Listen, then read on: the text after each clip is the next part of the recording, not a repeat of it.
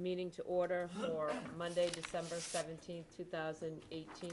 And as required by open meeting law, you are hereby informed that the town will be video and audio taping as well as live broadcasting this public meeting. In addition, anyone in the audience who plans to video or audio tape the meeting must notify the chairman prior to the start of the meeting. Hearing no one, please join us in the Pledge of Allegiance. I pledge allegiance to the flag of the United States of America and to the republic for which it stands, one nation, under God, indivisible, with liberty and justice for all. Good evening. Earlier this evening, we were in executive session to consider the purchase, exchange, lease, or value of real estate in regard to a Mid-Cape Homes memo of understanding with a homeowner on Bank Street, and we voted to move ahead with that memo of understanding. So, also just want to note that in our meeting, we will be moving the application for transfer of annual wine and malt package store license and seasonal, which is B under new business. We'll be moving that to the public hearings presentations, and we'll take that first. So just so that everybody's aware of the change in the agenda. Is there anybody for, weekly briefing? Good evening, Link. Thank you, Madam Chair. Link Hooper, DPW Director. I want to let everyone know that National Grid, the gas company, is going to be going through the intersection at Queen Anne Road and Route 124 starting tonight. They've switched to night work because of the congestion at that intersection. They plan on working through Thursday night, so 4 nights this week, shutting down entirely until resuming on New Year's, so January 1st, for 3 to 4 more nights. And that is simply to get away from the intersection so we don't have backups on the Route 6 and so forth like we had once upon a time over there. They've done the outreach to all the direct abutters, knocked on the doors, made accommodations if somebody wanted to go to a hotel or whatever. I think that most of them have chose to stay, but they have done as much outreach as possible, and it's an inconvenience for essentially 7 or 8 days. What are the hours that they'll do that? I believe It's 7 to 5? 7 to 5, I've been told. Thank you, Link. Thank you. Anybody else for weekly briefing? Anybody for public comments and announcements? How are you? Chris Joyce, Good, Chris. Voter Information Committee. So I hope you'll get your pins out because I have 3 good dates for you for 2019. We have all here in the Griffin Room. Voter Information will host on Monday, April 8th, 9 a.m., Financial State of Harwich. So many of you are participants in that, and I hope you'll, I hope you'll be there. And then on Monday, April 22nd, also at 9 a.m., by then the warrant will be published, and we'll host a pre-town meeting taping to review the big ticket items on the warrant. And so we'll, this won't be the last time you'll hear from us, but we'll expect, the department heads and the stakeholders for those ticket items. And then if there's a contested local election, we have the Griffin Room reserved for Tuesday, May 14th for Candidates Forum at 6:30 in the evening, and we're working with the League of Women Voters to moderate that forum. So, thank you. Thank you very much. Yep. We appreciate the heads Good. up. Yep. Anybody else for weekly briefing? Public comments and announcements? Okay. We'll move to the consent agenda. Ed? Yes, I'd like to present the consent agenda and move adoption of the items thereon, including a vote to accept a gift of $2,247.53 from the Friends of the Council on Aging towards the purchase of a new convection oven for the community center kitchen, and a vote to approve request for use of the Caleb Chase Fund in the amount of $407.68. Second. Oh, third. Moved and seconded. Any discussion? None. All in favor? Aye. On to the public hearings, presentations, and as I just noted, we're going to go with the application for transfer of annual wine and malt package store license and seasonal all alcohol package store license from Charles J. Weiss, doing business as 7-Eleven, 3443A, to Saeed Ali Navki, doing business as 7-Eleven, 3443A. Do you want to read the Sure. public hearing announcement? Thank you. Right there.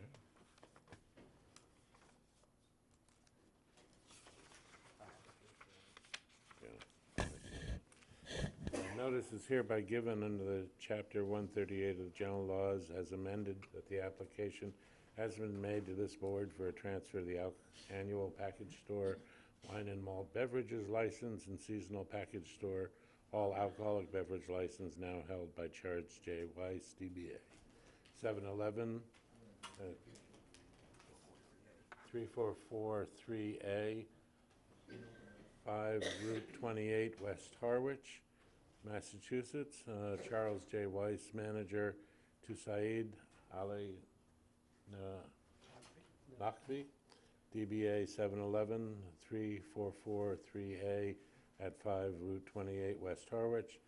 Saeed Ali Naqvi, manager, on the following described premises located at 5 Route 28, West Harwich, Mass. 1 large retail sales floor, a small back room, and an 11-door cooler, 1,350 total square footage, with 2 entrances and 3 exits.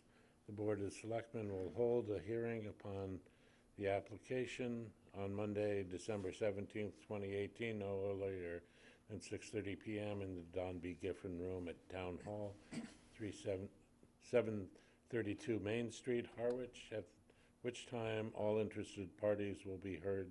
Signed, the Board of Selectmen, Local Licensing Authority. Thank you, Ed. And the parties are here this evening. Do you want to come up?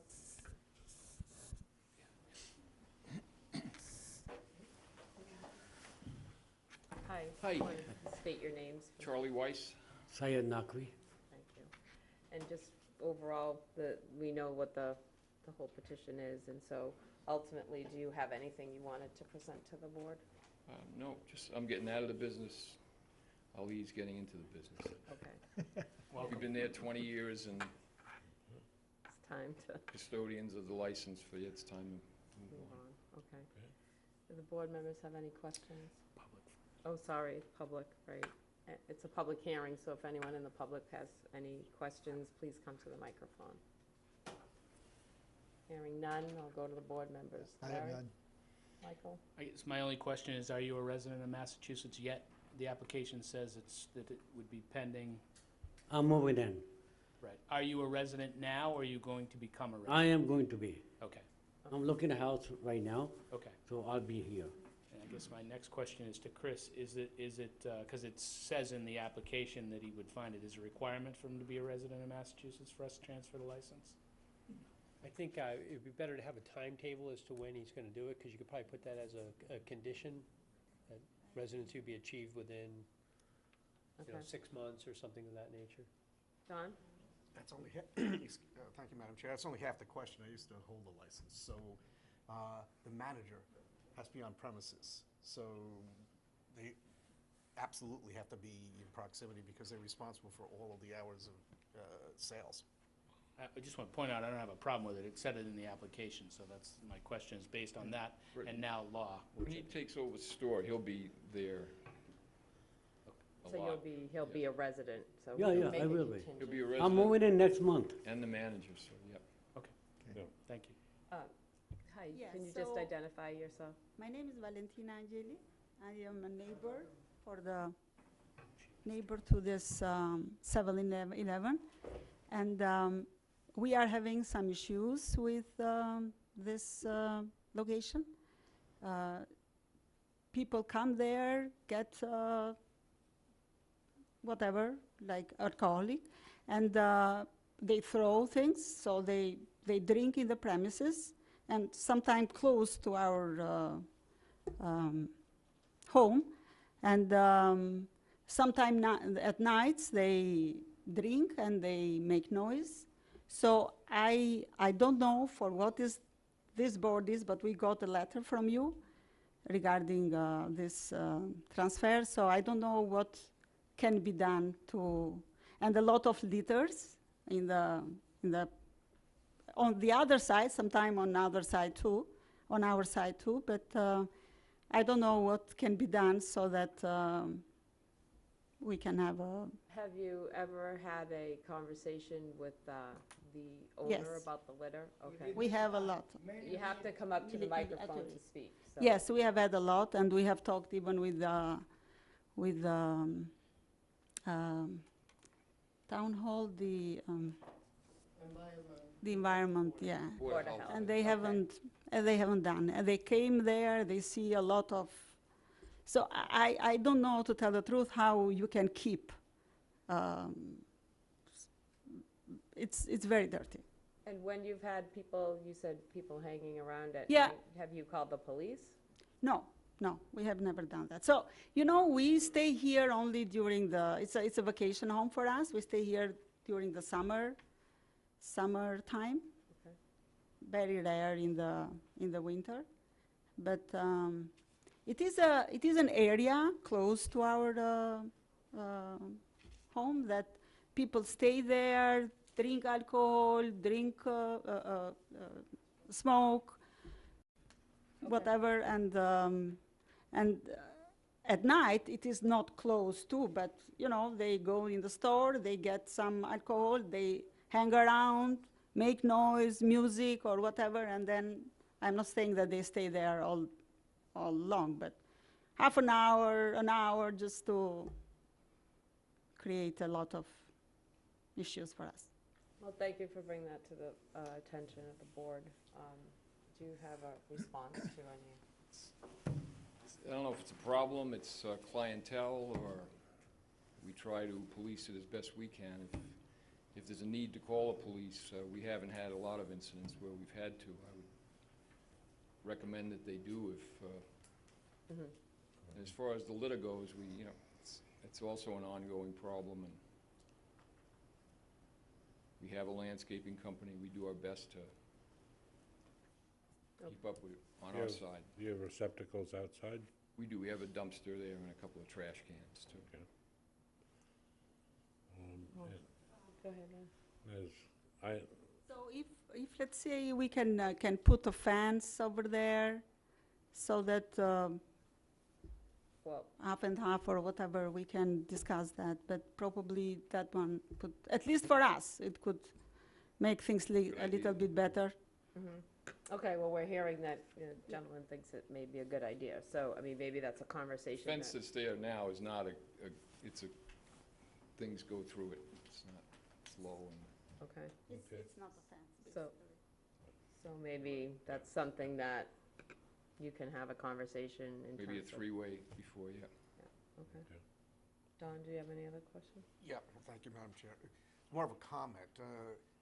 As I said, I held a license in Dennis. It's a real similar circumstance. I was here when White Hen Pantry got the license. Yeah, me too. It's a real challenge because you're literally a couple hundred feet away from the Harwich Junior Theater, which in the summertime is flooded with kids taking classes. They are highly likely to be dropping by the store to buy candy and load up on stuff. It's real important, A, that it's in a confined area, remains in a confined area, and B, your hours of operation as a store are not restricted by the hours of operation that the license is. Right. So I know that there were provisions made to gate down, you know, the liquor. That has to continue.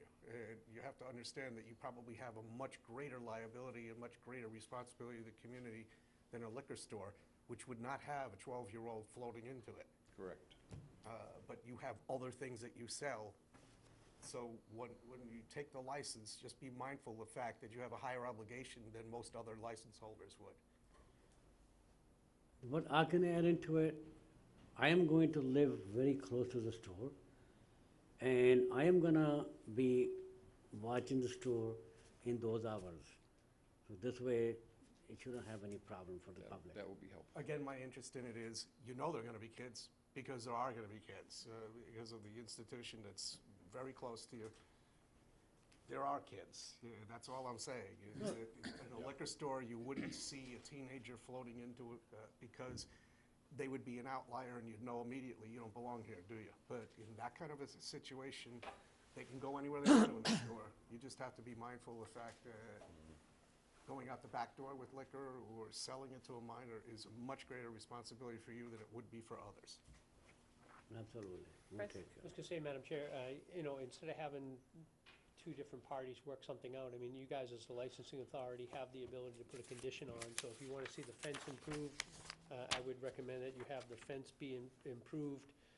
Also That's to my restriction. retain the existing restriction that's on there about securing the location for inaccessible. And then the third condition could be to have trash receptacles. If we know that people are gonna walk to Harwich Junior Theater, let's make sure we have trash receptacles on the way. Not that you're gonna get every kid to put it in there, but if you make it at least super convenient for them, maybe more often than not, they will. But I think if you wanna have those elements, I would recommend that the board vote those elements onto the license, so that way you have it. And we're still waiting on the confirmation from, Chief is here now, but we have our letter in our packet about Yeah, the chief actually approved the transfer with the, he was waiting for. pending, right. Pending one additional One item, piece so- of information. It would be contingent on that as well. Yes. Michael? I don't have a problem with the, I don't have the problem with the residency piece, or I don't have a problem with the trash receptacles, which they say they have. But I think it's really the owner-manager's responsibility to make sure that they deal with any complaints from neighbors or the public. I don't see why this board should put a restriction on this location, having not visited it. We don't know what it looks like. There's been no phone calls made to the police department. I would like to welcome the gentleman that's buying the store to the neighborhood and not put additional restrictions on him that we don't put on anyone else. Before there's an actual, we've heard one complaint tonight. Prior to that, we don't have anything registered with the police department by their admission, so I wouldn't support that. Well, but I'm saying the contingency here in terms of. That's fine. I'm talking about the fence more than Yeah, anything. okay. So you're not I'm not supporting for a it. fence. Okay. Anyone? Yeah, Ed? and, you know, just to be clear, the license is a package store. Doesn't allow consumption of beverages on site. So, you know, any folks that come in late at night and buy something and go out in the parking lot and intend to drink it there should be, you know, told to hit the road. Because it's not a drinking establishment, it's simply a package store. Just to be clear on that point. Don? There's got to be two motions here, because there's a transfer and there's a designation of a manager. So I move that we approve the transfer of the license currently held by Charles J. Weiss, DBA 711 3343A 5 Route 28 West Harwich, to Syed Ali Naqvi as the purchaser of this, with the same restrictions that currently exist on the license. Specifically, all alcoholic beverages must be locked in a secure location inaccessible to the public except for times during which the license is valid. Second. Okay, moved and seconded. Any further discussion? No. All in favor? Aye. Aye. Okay. And I'd like to make a motion that we approve of the designation of Ali Naqvi as the manager of the currently owns Charles J. Weiss, location to 711 3443A 5 Route 28 West Harwich, Massachusetts. Second. Moved and seconded. Any further discussion? No. All in favor? Aye. Aye. Thank So- you. Go ahead. Yeah, Ed. Thank you. Congratulations. And if I was to just suggest, as being the new neighbor, and then Copy. that maybe you reach out to some neighbors and see if there's some accommodation that can be made. Absolutely. Okay, thank you. Welcome. On the way out, Oh. what Michael and what Ed was saying is true. the license holder holds the obligation to police the license. If somebody's underage, he shouldn't sell, but the non-consumption of a packaged good purchase on your premise is your responsibility. So if it turns out, it's not just you'll work with the neighbors. If it turns out that you're allowing that, that becomes a problem, and the ABCC will get involved. Yep, I understand your point. I am pretty strict on that one. yeah, okay. Okay. Thank Because you. I don't drink and I don't like it. That I can guarantee you. Thank you. Okay, so next on our agenda is annual meetings. We have Community Preservation Committee. Evening, David. Hello, folks. Madam Chair. Ed, I hope that informational packet I left on the desk you get, I hope that'll be helpful. Last year, I gave the other board members that packet. Harwich adopted the CPA, modified to accommodate and replace the so-called land bank effective the beginning of July 1st, 2005. Primary sources of the revenue for the Community Preservation Fund is from the tax property surcharge that is 3% of the assessed on the parcels and taxable real estate within the community. The other major sources of revenue are funds that are distributed from Massachusetts Community Preservation Trust and interest revenue. The Community Preservation Trust may be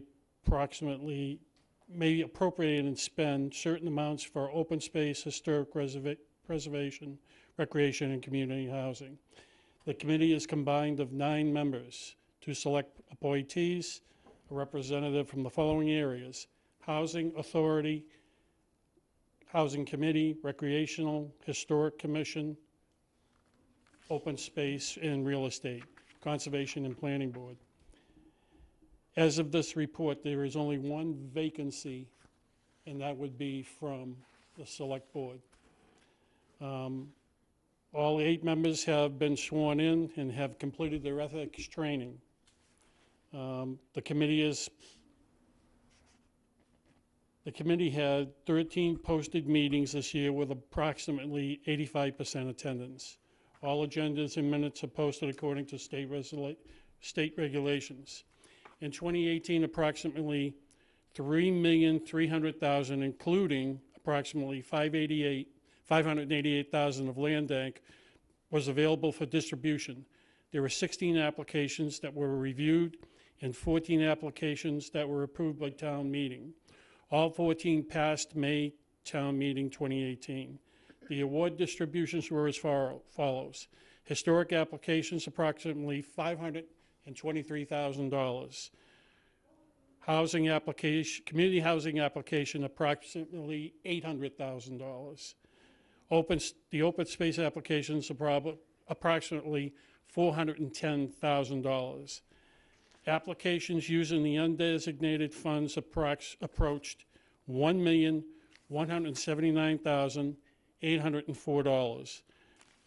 The majority were recreation applications totaling $1,010,500 for a grand total of, I get numbed by some of these numbers, $2,900,012,515. This fall, we have 8 applications requesting a total of $822,450. It's as follows. Under historic, $130,000, community housing, $347,500, and undesignated recreation, $344,950. In addition, the committee has successfully rescinded and closed out previous funds and articles that were either incomplete or uncompleted in many years of non-activity. That amount totals $87,000. All monies were returned to their respective revenue source. The Community Preservation Committee at this time would like to acknowledge Cindy Mall and Dan Tork who have served the committee for several years and have moved on, and we sincerely appreciate their contribution. In addition, we'd like to thank the Finance Director, Carol Coppola, the Town Planner, Charlene Greenhow, and Town Administrator Christopher Clark for their support during this year. Thank you, David. Good report. Any questions from the board? Don?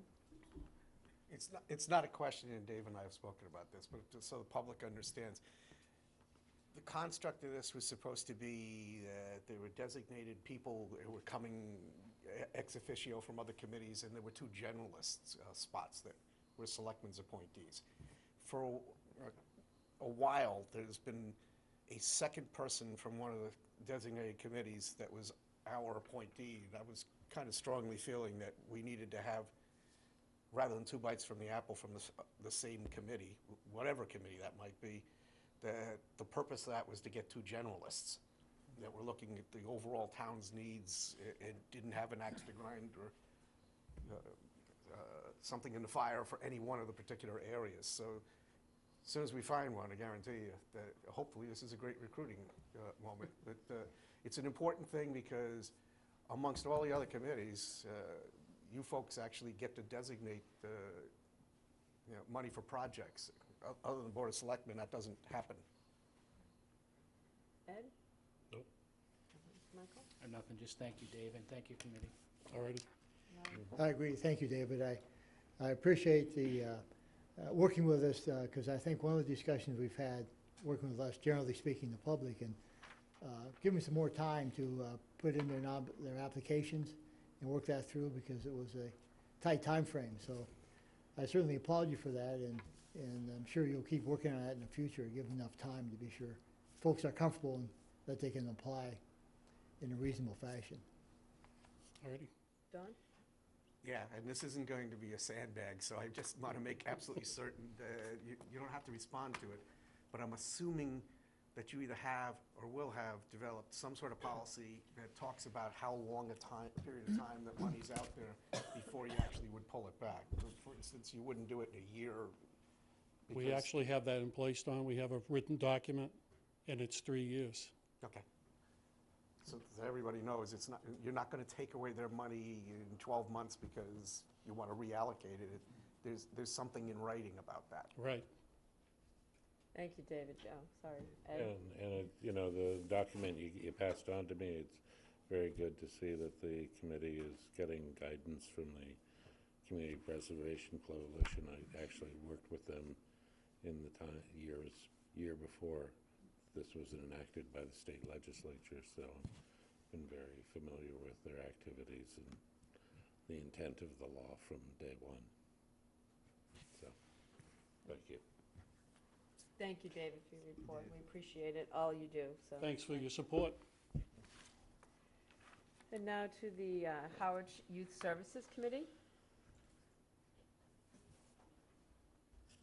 Hi, we have a couple of members that are, couldn't be with us tonight because they were sick. One of whom was going to give the report, and he asked me if I'd be willing to do it. Is that okay with all of you? Okay. No, forget it. I'm Sheila House. I'm the Harwich Youth and Family Counselor for the town of Harwich, one of the best jobs in the world, and celebrated 18 years in September, so thanks for my job.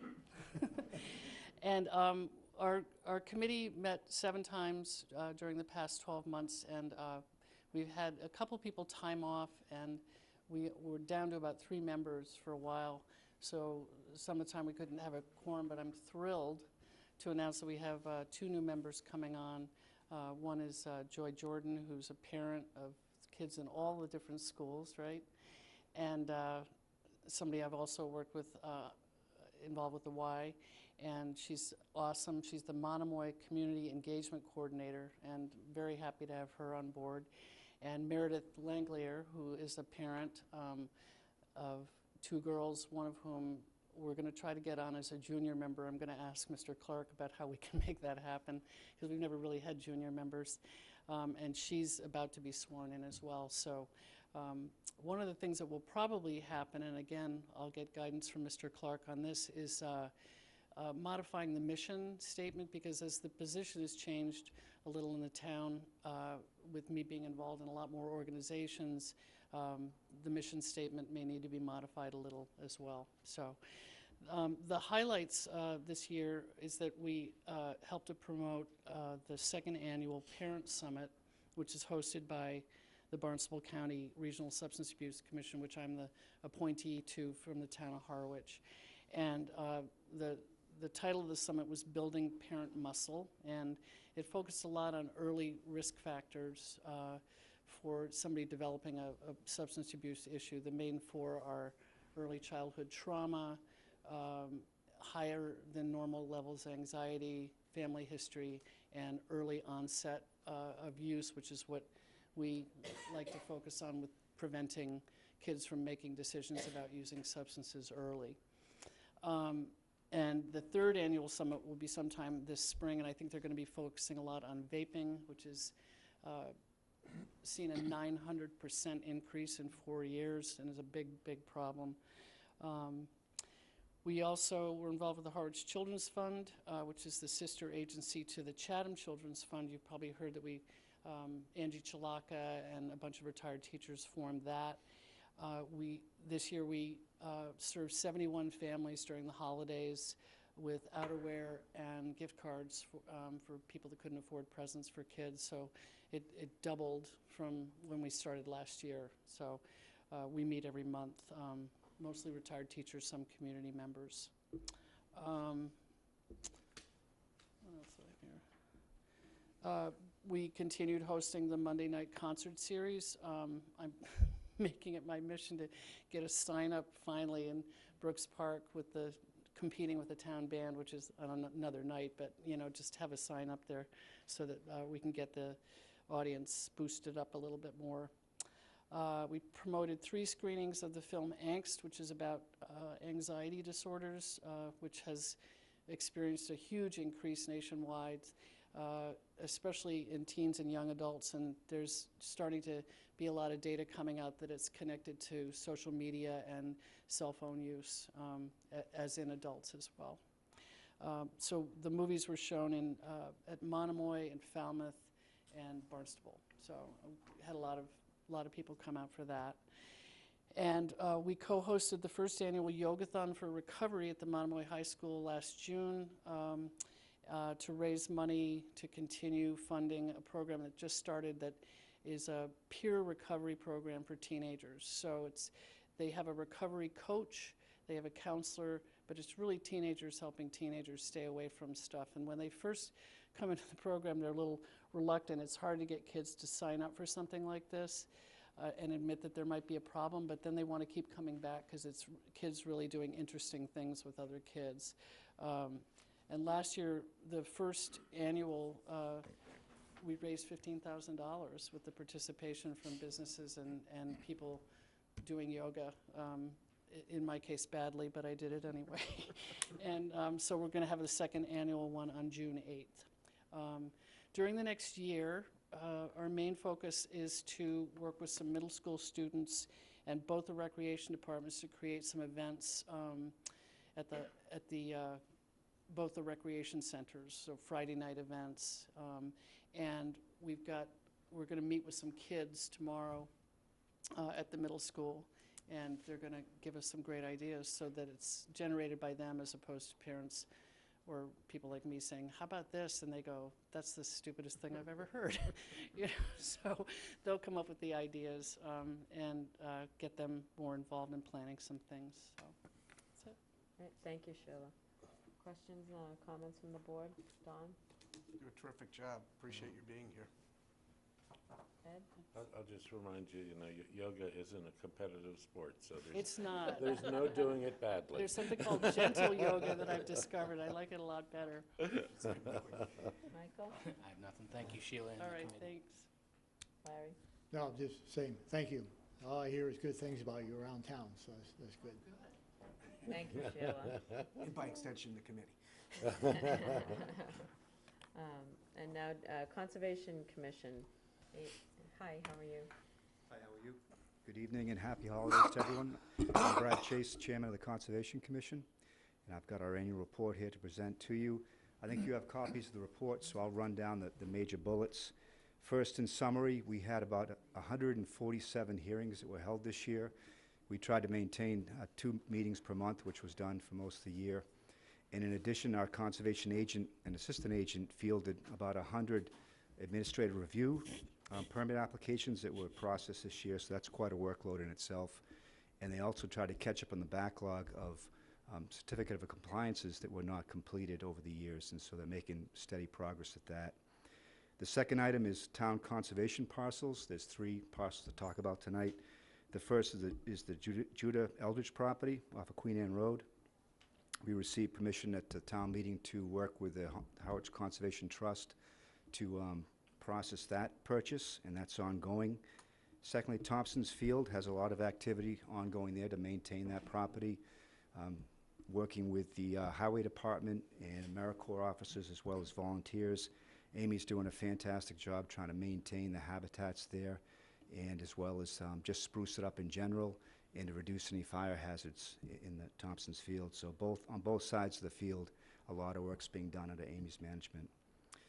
And then finally, the Bell's Neck Cranberry Bogs. We looked at the idea of going out to lease for the cranberry bogs there. We discussed the possibility of naturalizing the property as well. And so we did put out a request for proposals, and we received just one response. It was deemed to be insufficient relative to the tasks laid out by the RFP, and so it was withdrawn. And so we need to go back to the drawing board and look at what we want to do with that parcel, so that will be something we revisit in the upcoming year. Number 3, Town Gardens. A lot of attention goes to managing that parcel as well, and Amy takes care of that. And this year we try to convert a lot of those to perennial plots where they do not require year-round fencing or tilling. Number 4, updated Harwich Conservation Commission wetlands regulations. This is a process going on for probably 2 years or so, and I think it's really a highlight in my time on the commission to complete this update, clarify the regulations, and make some changes, increasing the area at which no new buildings could be constructed from 0 to 50 to 0 to 60 feet, as well as put in new irrigation regs for lawns and no chemical applications for any of the resource areas, from the resource areas to 100 feet away from the resource areas. So I think these are major achievements in my mind, and will really help protect the natural resources of the town of Harwich. Number 5, special projects. These are the extracurricular activities beyond the grind of keeping our deadlines and our permits moving. These are different projects that we go and we host. And this year, we hosted events, Tour to Trash Day, Coast Sweep, World Fish Migration Day, Arbor Day Seedling Giveaway, and then assisted with planning at the Island Pond Cemetery Arboretum. So it's some nice activities, fun activities, I think, for the commission. So for goals for next year, we do need to return and talk about the Bell's Neck Cranberry Bogs and decide whether that would be a lease proposal put out again or some other path towards naturalization for the property. And then we need to continue maintaining trails in the conservation areas, trying to maintain public access so people can get out there and enjoy these properties. We do need to catch up on our minutes. We do have a backlog from this past year, so we need to approve and review hearing minutes and get those finalized. You may have heard of the proposal to put an oyster reef in Herring River in West Harwich. We've talked about this. We have a draft narrative prepared. We have the conceptual approval of the Harbor Master and Department of Natural Resources to move ahead. So this year we're going to go ahead, finish the design, and start the permitting, and do that as a cooperative project with the different departments and in-house with the commission. So that's kind of an exciting prospect. A lot of towns are looking at this to try to remove nitrogen from watersheds, as well as improve water quality. I think our goal is first and foremost to establish improved habitat for oysters, and then improve the standing stock of oysters in the river as a demonstration project, and then maybe move on towards a larger scale project that might have water quality improvements in the watershed. So that should begin this year. Then you've all heard about the fishing reef off of the harbors. It was put in with demo material from the old high school. We still have the ability to put more material out there. The town holds the permit to do so. I think it's a 10-year permit, Amy? So there's 10 years to get another load of material out there. Amy's been in discussion with the tech school as a future potential source for demo material. We've worked with the highway department to store material from projects under my day job, which is building fishways. We take the demo material from the old fishways, we've brought it to the transfer station to stockpile it for a future deployment. So that's something we hope will come to fruition this coming year, is to develop the ways to fund another deployment of materials out at the fishing reef. So just to thank past members who are moving on. Rob Madar did a great job for us, very active commission member who moved on. We want to thank him. We want to welcome new members, Mark Coleman, Jim Donovan, and John Ketchum, who have joined us. So we have a full commission now. We had some quorum problems early in the year. I think we're beyond that now. Everybody's up to date. Everybody's signed up properly. So I think we should have a really good year coming forward. And in my job, I've gone before about 20 different conservation commissions over the years, and I have to say that we have just great supporting staff with Amy and Nicole Smith. We have a fantastic team, and I want to thank them for all the guidance and support they give us. Thank you. Thank you very much. Any questions or comments from the board? Larry? Great job, Brad, and great job of the committee. Yeah, I'm hoping that the cranberry finds a way forward. We keep losing cranberry bogs, primarily because of market conditions, probably the environment. But so I know you're working hard on that. My lack of fishing skills, I'm all for increasing the fishing reef. I need all the help I can get. But yeah, one comment I'd make is that just in general, and specifically on conservation, you know, we as a town, you guys just make us all proud. Regulatory committees are tough because every meeting is contentious. And you guys work it through, following the regulatory requirements, but do it in a respectful way, listen to people's comments, and try to work with them to either deny or move forward in a way that's responsible for that. And, you know, I'm a liaison to Board of Health. They do the same thing. You know, we have Amy helping you and Megan and with all our committees. And I just want to make a statement on that because that's vital. It's easy for regulatory committees to forget that they're dealing with their neighbors. You have a job to do, but you do it well. And my hat's off to you and all the committees. Thank you, Larry. Appreciate that. Some meetings are tougher than others. That's why I don't talk. So I would chime in and say thank you for all your hard work. I know the commission does a great deal of work, and Amy does quite a bit.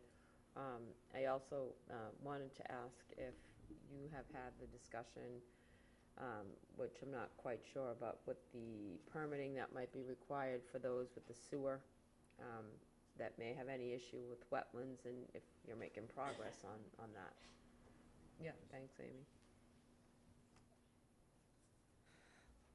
We've actually, so Amy Usowski, Conservation Administrator. We've actually identified everybody, at least in Phase 2, who has property close to wetlands, and I'm starting to reach out to those people. And in most cases, we're trying to make it as easy as possible to comply. We understand this is a project that people will eventually have to do. So in order to put in the sewer line, or the lines, if they're within jurisdiction, in most cases, they're going to be administrative review applications with us, which is a one-page form. It is an expedited, essentially it's an express permit, doesn't have to go through the board. So that will be in most of the cases. Okay. There's one or two that may have to actually go really skirting the edge of wetlands where it may bump up to a different type of filing, but we're going to work with those people and help them out. Great, thank you, Amy, and thank you again to your board. Michael? If I may, I just wanted to say thank you as well. And then to mirror Larry's comments about the bog, it'd be a shame to lose another bog.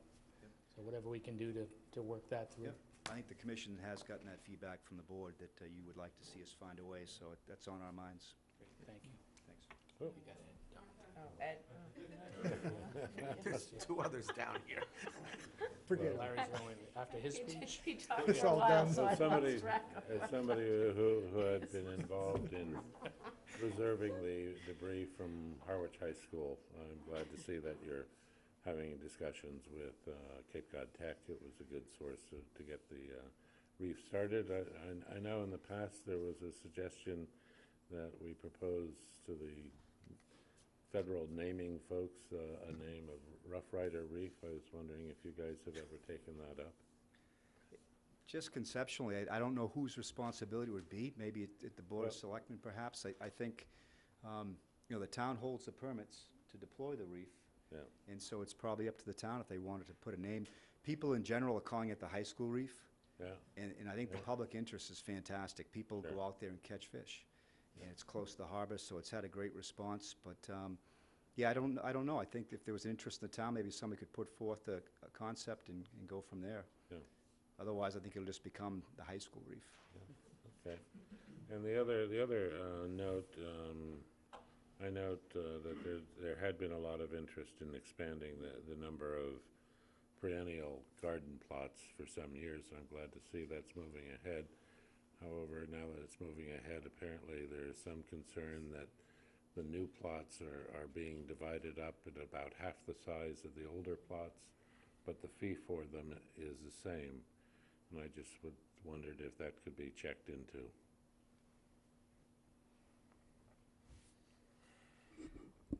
The perennial plots, I mean, we haven't made any new land. They were all existing plots that were annual, meaning that we till them for you, but you have to take your stuff down.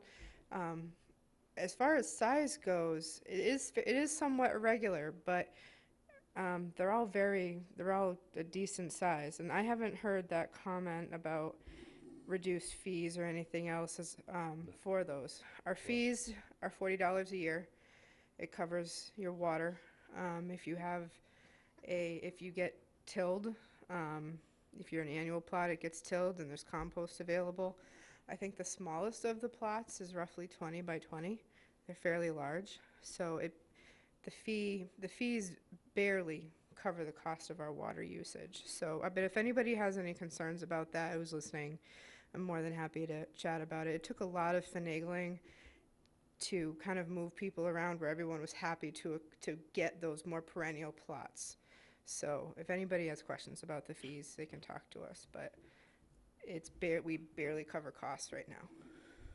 The folks, there have been a number of folks that have approached me, and the older perennial plots seem to be run in the range of apparently 700 square feet, and the newer perennial plots that are being distributed this year for the first time are running in at about 400 square feet. Okay. You know. All I can say is there's no new land. It's all those plots have always been there the way they're there right now.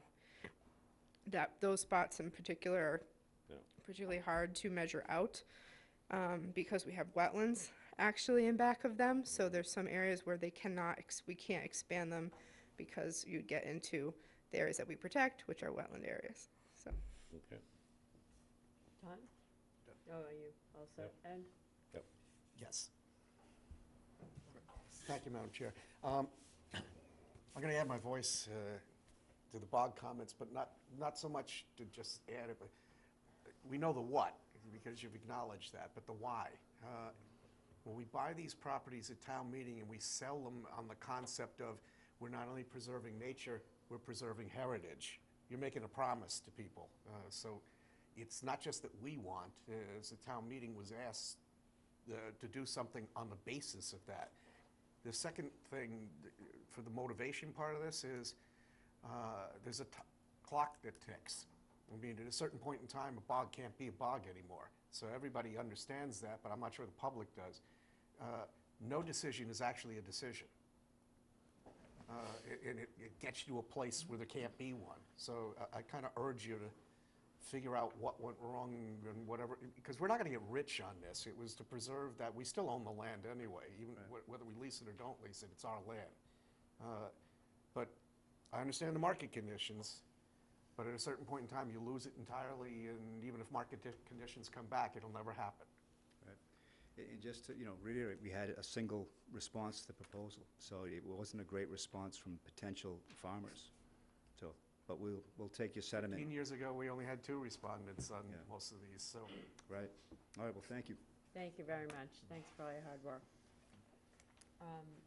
We'll go to the Lower County Road Capital Project Update, Lincoln Hooper, Tom Okerboom.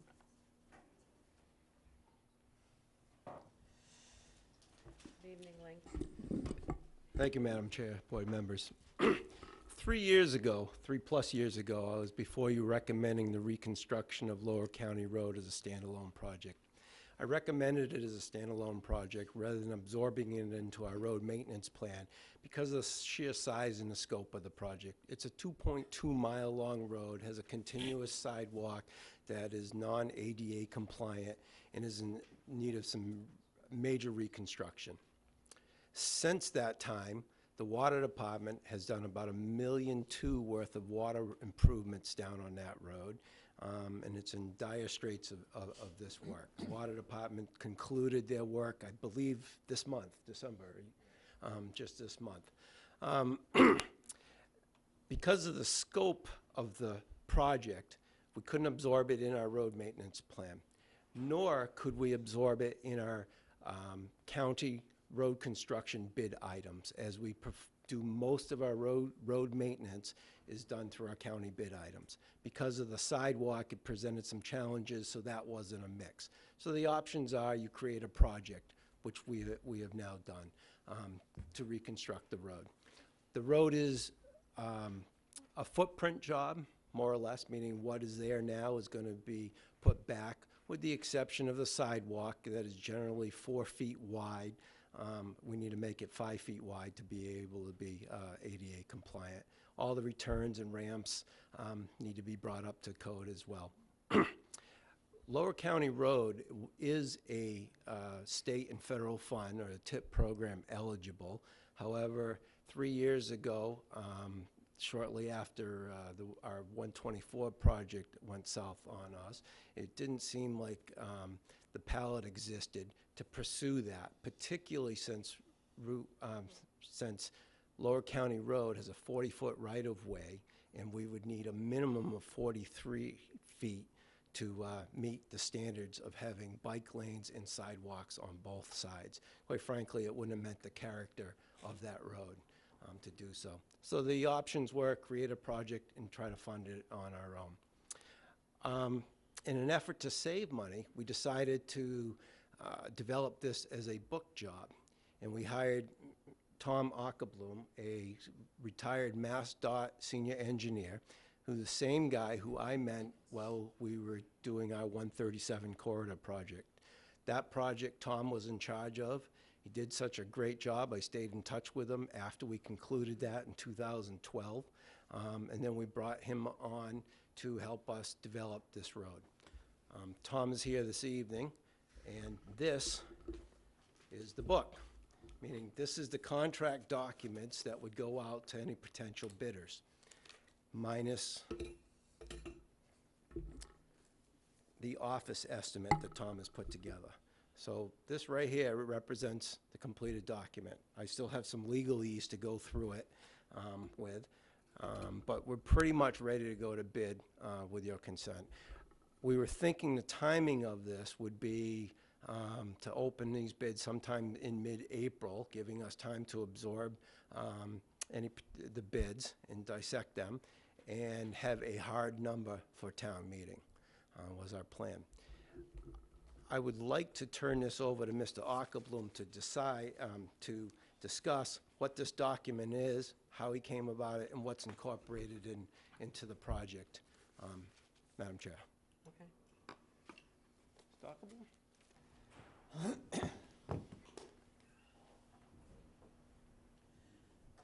Thank you, Link. Good evening, everybody. I'm Tom Ackerblum from Engineering Inspection Services. If I could I direct your attention to Lincoln's information package that I hope you all have. If you go to the second page, I'd like to run you through briefly the scope of work of the project. The project limits of the work are from the Dennis-Harwich Town line, from Division Street to Route 28, a distance of approximately 2.25 miles. The roadway construction portion of the job consists of two aspects. Full-depth roadway reconstruction and replacement from Division Street to Trinity Cove Road, approximately 1/4 mile, and the other full-depth area would be from Brooks Road to Route 28, approximately 3/4 mile. So, and then the other aspect of the roadway reconstruction would be roadway milling and resurfacing. those locations would be from Trinity Cove Road to Brooks Road. That middle mile, as I call it, is in satisfactory condition. It's able to be retained. So we will mill that, level it, and overlay it. With respect to the sidewalks, full reconstruction of all sidewalks in the 2.25 mile length of the job to bring them in compliance with ADA. The other various aspects related work are guardrail improvements, which there are minimal. We're going to do concrete service preservation work on the Allen Harbor Bridge structure, which is an epoxy protective coating on all the concrete surfaces. Drainage system improvements, pavement markings, traffic signs throughout, safety and sight distance clearing where needed. There'll be minor shoulder landscaping and other incidental work. The part of the work schedule, which is very important, of course, Link didn't touch on, but the schedule would be 2 construction seasons, and obviously with no construction work during the summer months. That's the intent with respect to the schedule. So with that, and on the next page, Lincoln's included the contract item bid total is shown, and some additional items regarding police work and some contingency value there. But basically with that, I'd like to open up for any questions you have with respect to the work and the cost items involved. Thank you. Questions from the board? Larry? I don't. Michael? I have no questions. Ed? No, just a comment. I was glad when you made it clear that we'd be opening the bids in April and recommending one to town meeting, but we wouldn't be starting construction immediately for the summer. That's correct, yes. Don? Nothing? Oh, Sure. go ahead. okay, go ahead, did you have something else? to Madam add? Chair, I would be neglectful if I did not mention that having Tom develop this as a book job, which I hope he was going to explain, saved us approximately $300,000 in engineering. Typically, how we've handled road jobs is Chris would manage road jobs with our county contracts, which are mainly resurfacing jobs, or chip seal, or other maintenance things. Or we would engineer a job in its entirety, meaning you go out, you have the whole thing surveyed, and you have detailed engineered drawings for every aspect of the project. Doing that would probably have been a $350,000 to $400,000 endeavor. We got this done for approximately, I'm going to say about $40,000 over the course of two years, with Tom working more or less at his leisure. We're able to do this because the job is a footprint job, meaning it's mainly staying as it is. We're not moving any aspects. So Tom has the detail of every drainage system that's going to go in there, where it's going to go. So there's details that the contractor has, but rather than having the engineered plans, it's all in the book. Thus a book job. Thank you. Michael? Yeah, I wanted to thank Tom. Tom, you were before us. I can't remember the last time you were here. I believe it was the summer of 16, I think, yeah. Okay, and have these numbers changed? I couldn't find my old proposal. How much have these numbers changed since the last time you were here? Very little, actually. They were all taken from the Commonwealth of Massachusetts DOT WABO website, they call it. There's an application on there that everyone uses to come up with line item pricing. But actually, no, they have not changed. And then, the rest of these comments really are towards Chris, but it's a budgeting thing. So this year we're faced with, I think it's almost $12 million worth of extra asks, Yes. other than the budget. So I think that there's no question in any of our minds that this road needs to be repaired. For me, at least, it's going to be a balancing act, and a balancing act when Chris comes forward on what I'm going to support and what I'm not. Because at some point, we have to pay attention to how much we're taxing people. And I don't think the residents of Harwich have recognized the 30+ million we spent last year on top of the budget. With that, Link, has there been any consideration to using some of the other roadwork money, the $1.4 million, towards this project? I know you said at the beginning that you couldn't use it because it was too much, but a portion of? I have not had any discussions with the town manager. to that extent. Certainly, however we can help out. I think Mr. Nickerson's done a fantastic job at managing our roads. I'd put our roads against any other Cape Town, hands down. And that's a product of having your support as well as Chris's knowledge and expertise in managing them. Could we cut back a year or two? Certainly. Could we absorb a project of this magnitude? Absolutely not, without decimating our road maintenance plan. Michael, go ahead. I just want to concur with the roads and the quality of our roads, and thank Chris while he's sitting in the audience, because we do have great roads. You have some questions for him, right? I'll ask him through the town administrator.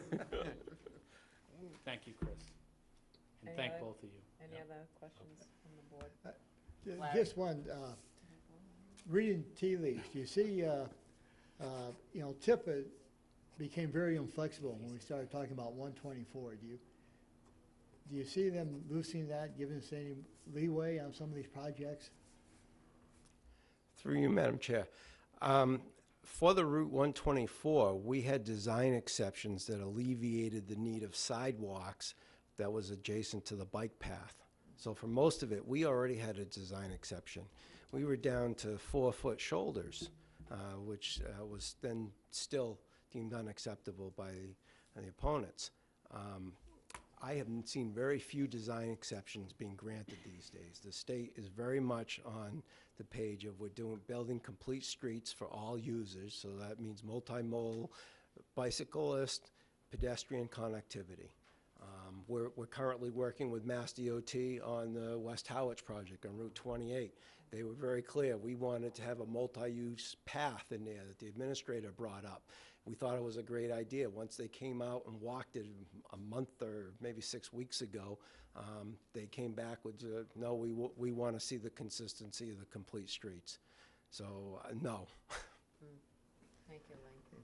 Any other questions, No. Larry? So, tonight, I mean, he's looking to be able to move forward, so do I have a motion? Or did you have something you were going to say, Chris? Yeah, I don't necessarily know if Yeah. we need to have a motion. I mean, it's already on the capital plan, and the Okay. capital plan will be up for consideration in January, so I think this is more just an informational meeting, just to update the board, 'cause it's been a while since we've had the update. Okay. Well, I also, Madam Chair, I plan to probably advertise this project sometime in January. Okay. I wanted to make you, but there's no more meetings between now and then. Right. And I wanted to appraise the board, so you just didn't read it in the Goods and Service Bulletin. Okay. Thank you, Link. We appreciate it. All right, thank you. Thank you. Thank you. That assumes we're going to read that document, right? I think we'll look for the summary version. New business, 2019 annual license renewals. Don? Thank you, Madam Chair. I'd like to move that we approve the 2019 annual general license renewals as contained in our packet, with the proviso that all restrictions that are currently contained therein will be on those licenses, and particularly the Ashwood Food Service license, that the release of those would be contingent upon submittal of current workers' compensation and liquor liability insurance certificates. I'll second that. Moved and seconded. Any further discussion? None. All in favor? Aye. Sorry, we already did that. New application for weekday entertainment license for the Hot Stove Saloon in Harwich Port. Chris? I'm Gabe Leidner, Hot Stove. Yep. When you're ready. Let him talk first. Hi, if you wanted to just give us an overview of, We're just thinking this time of year, Friday or Saturday night, one or the other, just acoustic guitar, like at the lower portion of the restaurant. indoor, Yes, All indoor. all indoor. all indoor, yes. Roughly cold outside. Yeah. And do you have sufficient space for that in terms of, Yeah, we do. We'll probably have to move one table, like around whenever they come on at like 10 okay. or whatever, but yeah, there's plenty of room down there if we move a few tables around. Questions from the board, Michael? I move that we approve the application for weekday entertainment license for the Hot Stove Saloon in Harwich Port as presented. Second. Moved and seconded. Any further discussion? With the same noise restraints that we would put on any entertainment license. Sure. Of course. So moved and seconded. Any further discussion? All in favor? Awesome. Thank you very much. Good luck. Thank you very much. always leaving wanting more. Wastewater project management, scope of work. Larry. Thank you for adding this to the agenda. We've talked about this a couple times previously. What you have before you are, I tried to take into account some comments I received from you folks, and also from the Wastewater Support Committee. They discussed it a couple meetings, and their comments are in here as well.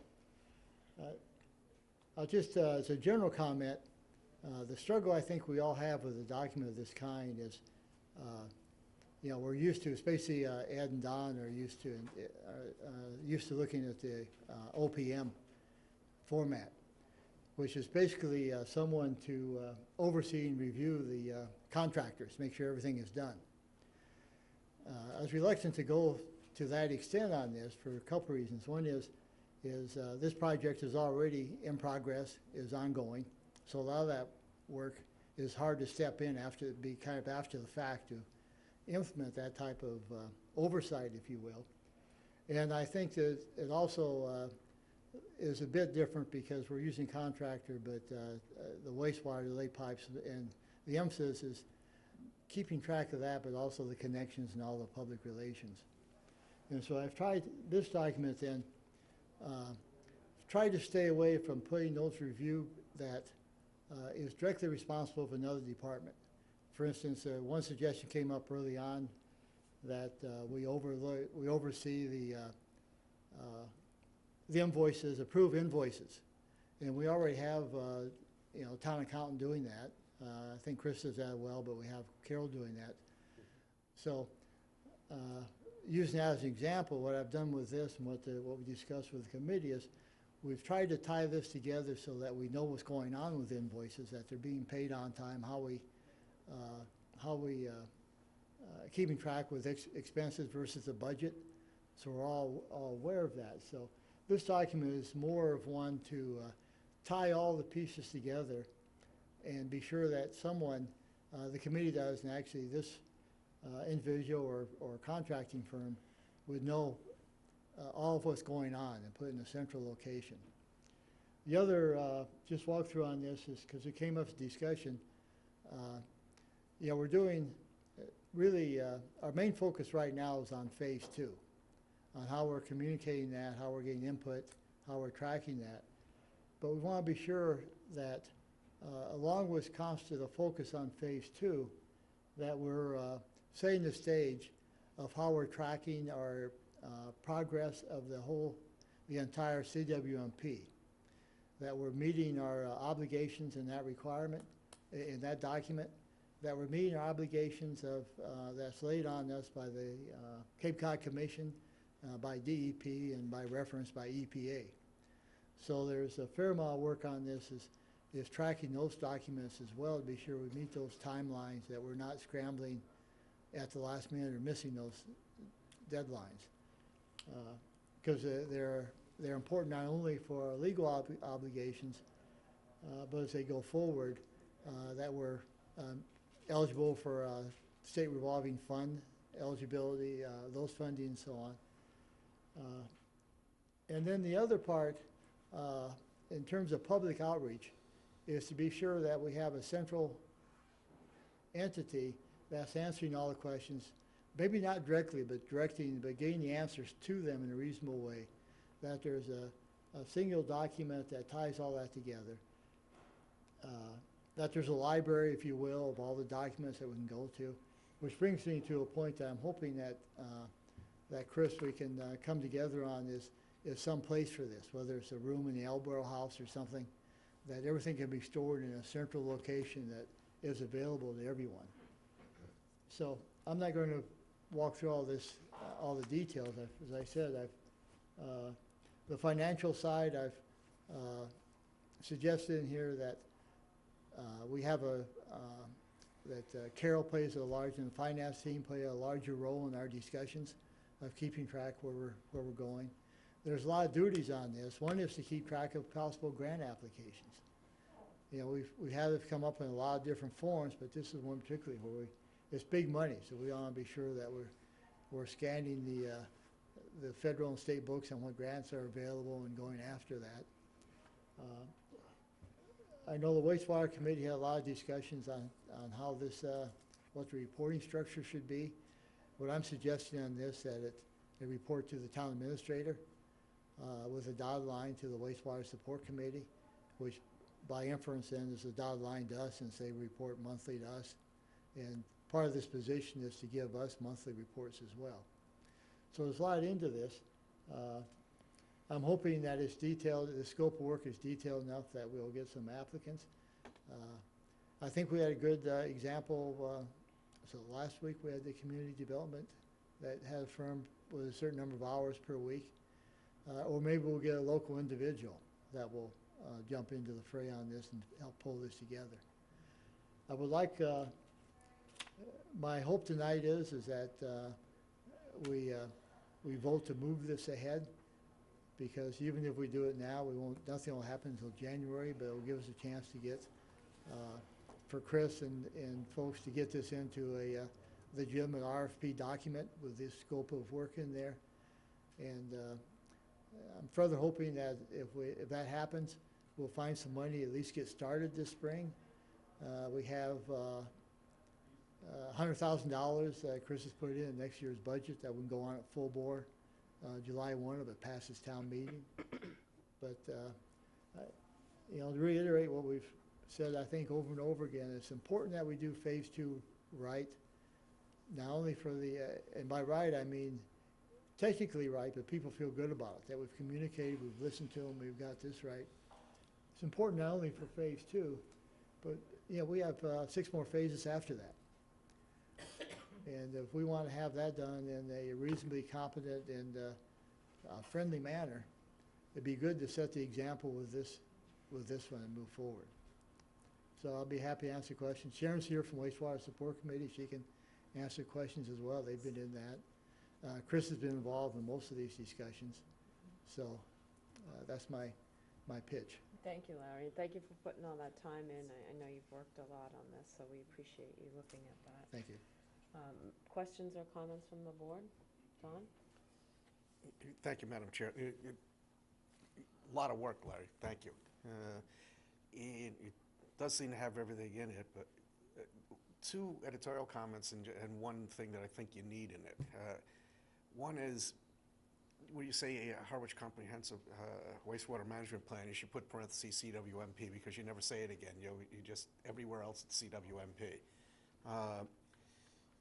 At the bottom of the first page, the 3rd bullet, it says the database will be coordinated with the Harwich Board of Director, whoever that might be. So I'm Board of Health, I'm sorry. That's what I kind of thought you meant, so that needs to be changed. I missed that. I get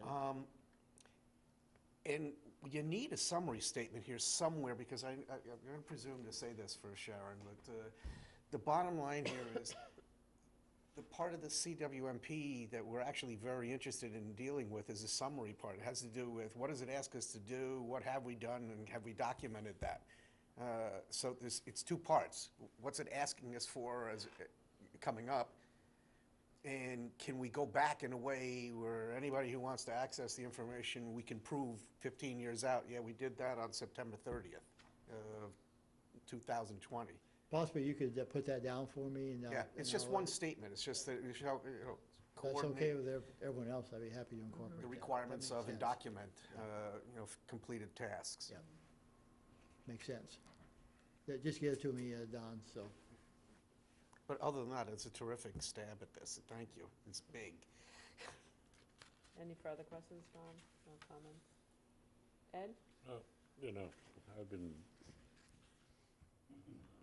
pushing for, we have a project manager be brought on to look out for the town's interest in this, and so from my point of view and looking at this, some of the things that I think are lacking is on a sort of a construction, during the construction phase, I think the project manager ought to be chairing the weekly job meetings that will be occurring with the contractor. and the engineer to go over progress and problems and operational problems that are having, and as said, that those things, those meetings where any issues that are coming up with interactions with the public and traffic concerns will be typically dealt with in a project like this. If I can interrupt you, that's a good point. I've put that in, I've taken it out, I've put it in and taken it out based on, for the reasons I stated and on time factor. But if that's what you folks want, I'll be happy. I hate to be wishy-washy, but I've gone in and out of that myself. You know, and typically it's in order for the project manager to be looking at after the town's interest, the annual or the monthly progress payment. He would be involved, or the person, for company or whoever would be involved in reviewing and the initial pencil rec from the contractor and coming up with a final recommendation on what should be paid for that month, because a lot of times things make it into the requisition requests that actually haven't been done, nor materials haven't quite made it to the site yet, and the town really doesn't want to be paying out in advance of those things, and you need somebody to be checking on that at each stage of the billing cycle. And similarly, you know, the other issue that comes up that in large construction projects like this that can negatively affect the town are any potential change orders. And I think, you know, having somebody who can review the change order requests and make recommendations on what is an appropriate price for that, and you know, I know we'll have the engineering firm involved in reviewing this, but you know, past experiences with building projects, it was you know, with the high school, it was the project manager who actually, the two largest change orders that came, which were actually a positive for the district, brought money back, saved money. The project manager literally had to fight with the engineer and the architect over their interpretation of requirements and bring in the state to make the determination to find out that no, they were requiring something far in excess of what's required or reasonable.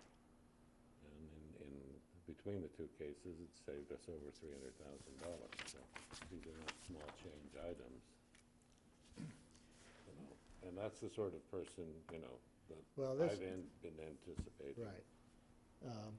Thank you, Ed. Let's debate that for a short time. Okay.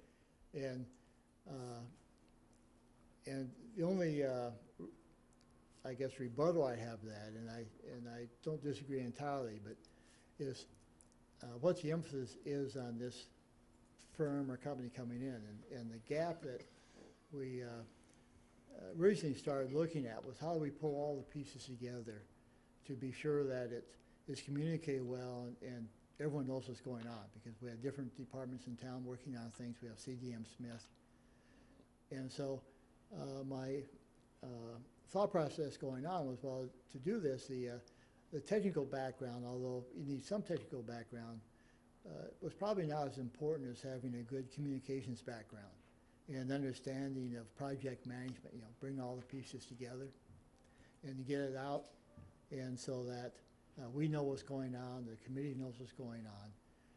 And if I move it, if we move it closer, we need to, I think, go directionally what you're saying. We move it too far that the likelihood is we'll end up with another engineering company looking at this, get the technical expertise, and we need some engineering background, but I think the emphasis I was looking at on this is more of a management communications background rather than rechecking what the engineers are doing.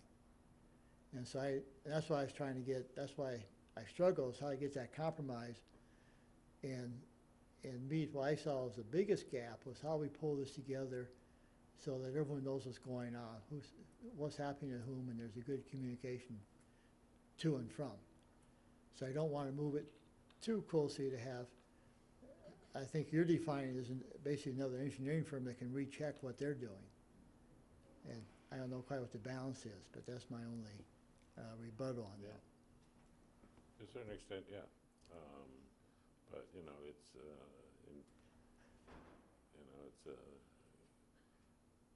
this in cost will be a project as large as what we've spent on the high school in terms of local funds, and you know, I don't see us having a person whose specific charge is to represent our interest in the process once we put shovel in the ground, and that's my major concern. You know.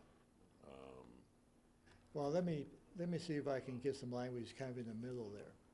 You know, you know, other issues that we had, more so on, it only really particularly came up on the demolition project, was to, you know, there's lots of materials that sort of come and go, and making sure that we're only really paying what for what's happening, you know. Well, I do agree, you know,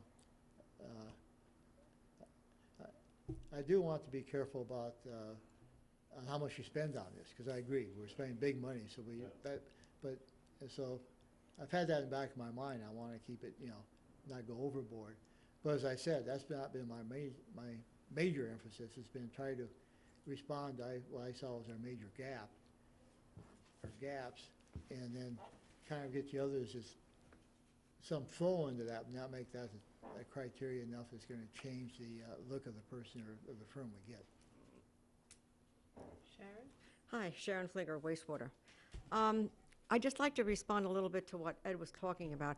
I guess when we started working on this, our conception was that CDM Smith, as the engineering firm, was going to be the group that was going to be looking at the construction and overseeing, I don't know what their titles are going to be, the ones that actually put the pipes in the ground and that sort of construction work. So my impression was that was what CDM Smith was doing as an engineering firm. When we started looking at this position, what we were looking at was for someone to coordinate everything, including what was going on with CDM Smith, not duplicating what they're doing. In other words, not going back and making sure that they're doing it the correct way. If I understood you correct, you kind of, the way I was listening to what you were saying, I thought you wanted somebody that was going to be checking on what CDM Smith was doing. And I guess that isn't the way, when we started working on this position description, that we were looking at that. So we were looking at it more as the person that would as they are bringing in the different Board of Health or the conservation or all the other groups, would also be including CDM Smith, that, okay, what are you doing? What, you know, if they do have change orders, that they would be aware of this, but not necessarily somebody with that much of a technical background in engineering. This, I'm looking at this, or we were, as a project management position, including understanding what was going on with the engineering firm, but not necessarily duplicating it. And I guess I wasn't sure where you were coming from, because from the sounds of it, wasn't exactly what we were thinking of when we put this together. So. Yeah, and I think I can understand where you don't, it wasn't what you were thinking, but you know, I come from a perspective that you have the design engineer or architect, Mm-hmm.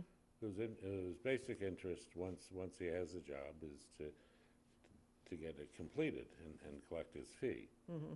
Not always, and he typically on large jobs like this, the design engineers have a relationship with all the contractors that they're working with, and it's not that there's any improper collusion. It's just that pushing for the best advantage of the owner is not always at the top of the list.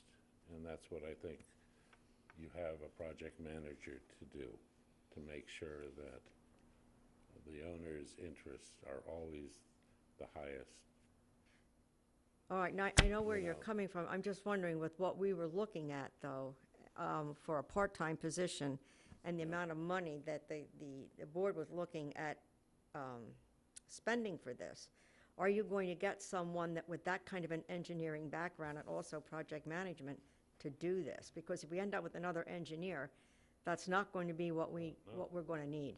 Because project managers are typically not engineers Right. themselves. Right. They are just people who have participated in and have An understanding. large experience in how construction projects move Mhm. and should move, and know when he gets an invoice for, I don't know, 8,000 feet of pipe, that it ought to be either on-site or he goes and verifies it at the contractor's yard that they've received it. Because you don't want to pay for pipe that the contractor hasn't taken possession of. You don't want to pay for fill that isn't already been filled or in storage someplace. All right, then I'm not sure then what we put together is going to answer those needs, from what I remember the discussions being, because that's not the way we were looking at it. Even the financing portions, we were looking at them as maybe looking them over. I saw the financial aspect mainly staying with Chris. He's the one that is going to, review it and sign off on it. They might be aware of it, but I just think when you're looking at that kind of a scope, you're really going to be looking at a very highly qualified, expensive person. Michael had some Right. comments. I see this as two completely different things, and I'm sure Chris does. This is a reflection of our last conversation in my mind, and I think that having this on paper is one thing, having somebody actually respond to it and want to do it is another. And I think we can talk about this until the project is almost done if we continue. So I'm going to make a motion that we approve the wastewater project management scope of work as written with Don's 2 additions, edit additions, and 1 other statement. And then revisit the other one. Second. That's my motion. Second. Moved and seconded. Any further discussion? Don? I just want to make it clear, it doesn't preclude anything that Ed was saying, because I think that's a valuable thought, too. But there is a point at which you can't get anybody to bid on something. It's because it's bigger than a bread box, and it's not possible for anybody to even get their arms around it. And Michael's right. If we don't move forward on this, it'll be sometime a year from May that we'll get into this coordinator, but everything will be done by that. Well, I think that there's, we're talking about relevant technical experience, and the one thing I would say is that, not that I see this as having to absolutely be an engineer, but to the point that Ed has made about, somebody with the knowledge, the breadth of knowledge, to be able to know as the project progresses where there's an issue. They have to be able to foresee an issue. They can't just be, okay, well, we've communicated over here and we've checked this over here. They need to be able to say, well, I know enough about that A to B to C isn't gonna work because, over here, there's a deviation in B. And they have to have that ability to oversee that project. So, Let me put in the relevant engineering experience back in. I think so, because again, it's not that we're looking for another engineer to redesign what CDM Smith has designed, but somebody has to have that working knowledge. Michael? I don't want to add that to my motion because I think you're going to restrict the pool of people. And if you read through every bullet point in here and all the work that the Wastewater Support Committee have done, this is really a communication and organization person that we're looking for. I agree actually with Ed, and I'd like to start this, see if we get anybody. And I think when this project starts, this person will probably recommend that we get a project manager. Well, that's what I, And I would say that this list of people, I don't see that we're gonna go out and get somebody with an engineering degree or a firm to be our organizer. And this is really what we're asking for right now as an organizer. We've had two different concepts from the moment we started talking about this. And we're gonna continue to have two different concepts. And I would personally like to see us get to the point where the gentleman that we hired to be the wastewater superintendent is the guy, along with our planning department, our board of health, our town administrator, and all of the other committees, all the other people that we actually pay already to do their jobs and to make this work for the whole town. Right now, we're looking for, and we've been asked for several times, a communication person and someone to organize all of what's going on, and that's what this represents. You add an engineer to it, I think we just don't get any respondents, but. well, I mean, we did go out once on a communications person. That we did not get any response on. And that was about, what, 25,000? Right. So from the get-go on that, we really weren't gonna probably get a lot of bidders because what we're asking for and what we're willing to pay Didn't match it. doesn't match. So I don't wanna see us go get this person, for this person to tell us then we need a project manager, because to me, that kinda kills the point. Don? Thank you, Madam Chair. I think you got two things going on here. First of all, I agree. I would love to invite Ed to come up with a second proposal for the actual project manager, which brings me to a second thought, because we've said a number of times here, well, you know, the money, and we can't afford, and we're never gonna get for this kind of money. You're never gonna hear me say the money doesn't matter, but you are gonna hear me say that this is inextricably tied up with the cost of this project. And if Ed's right, and I'm sure he is, because while we have a town engineer here, he didn't oversee the building of the new fire station or any of that stuff, because we have project managers. The Monomoy School, while they have a skill set in town hall, that doesn't mean that they do it. They can review it intelligently, but they're not going to be out there in a trailer as the project manager. So as far as I'm concerned, and I said it, I've been saying this consistently, if we can get the money out of the borrowing, it's part of the project. You wouldn't ship out a product without an instruction manual. It's part of the project, and it should be borne as a cost of the project, both of these things. So I wouldn't want to hold up voting on this, because again, we're going to wind up lamenting that vaudeville's not coming back, we're waiting so long. But it only has relevance if we do it now. And if Ed can bring back a project manager description, that's another thing that we need to add to the mix. That's a trailer person. That's a person who's sitting there saying, okay, you're doing this, and that's right. Okay, you need some backfill, but you already had backfill that we provided you over here. They coordinate things that may slip through their fingers. But I think we should vote on this and move this along. I would appreciate, because this helps fill a gap that we've all agreed to for some time. And there's other gaps And we still. should move ahead. So in general, the discussion will be that we're looking for two different topics, really. So we're gonna No problem with go that. ahead and. Go with this. Okay, so as long as you're fine with that. This is, from my point of view, this is more of sort of the project ombudsman Yeah, right, position, right. rather than They can what I, coexist. what I look at as a project manager. Okay, And I'm fine with that. okay. Because this, I come back to my initial statement.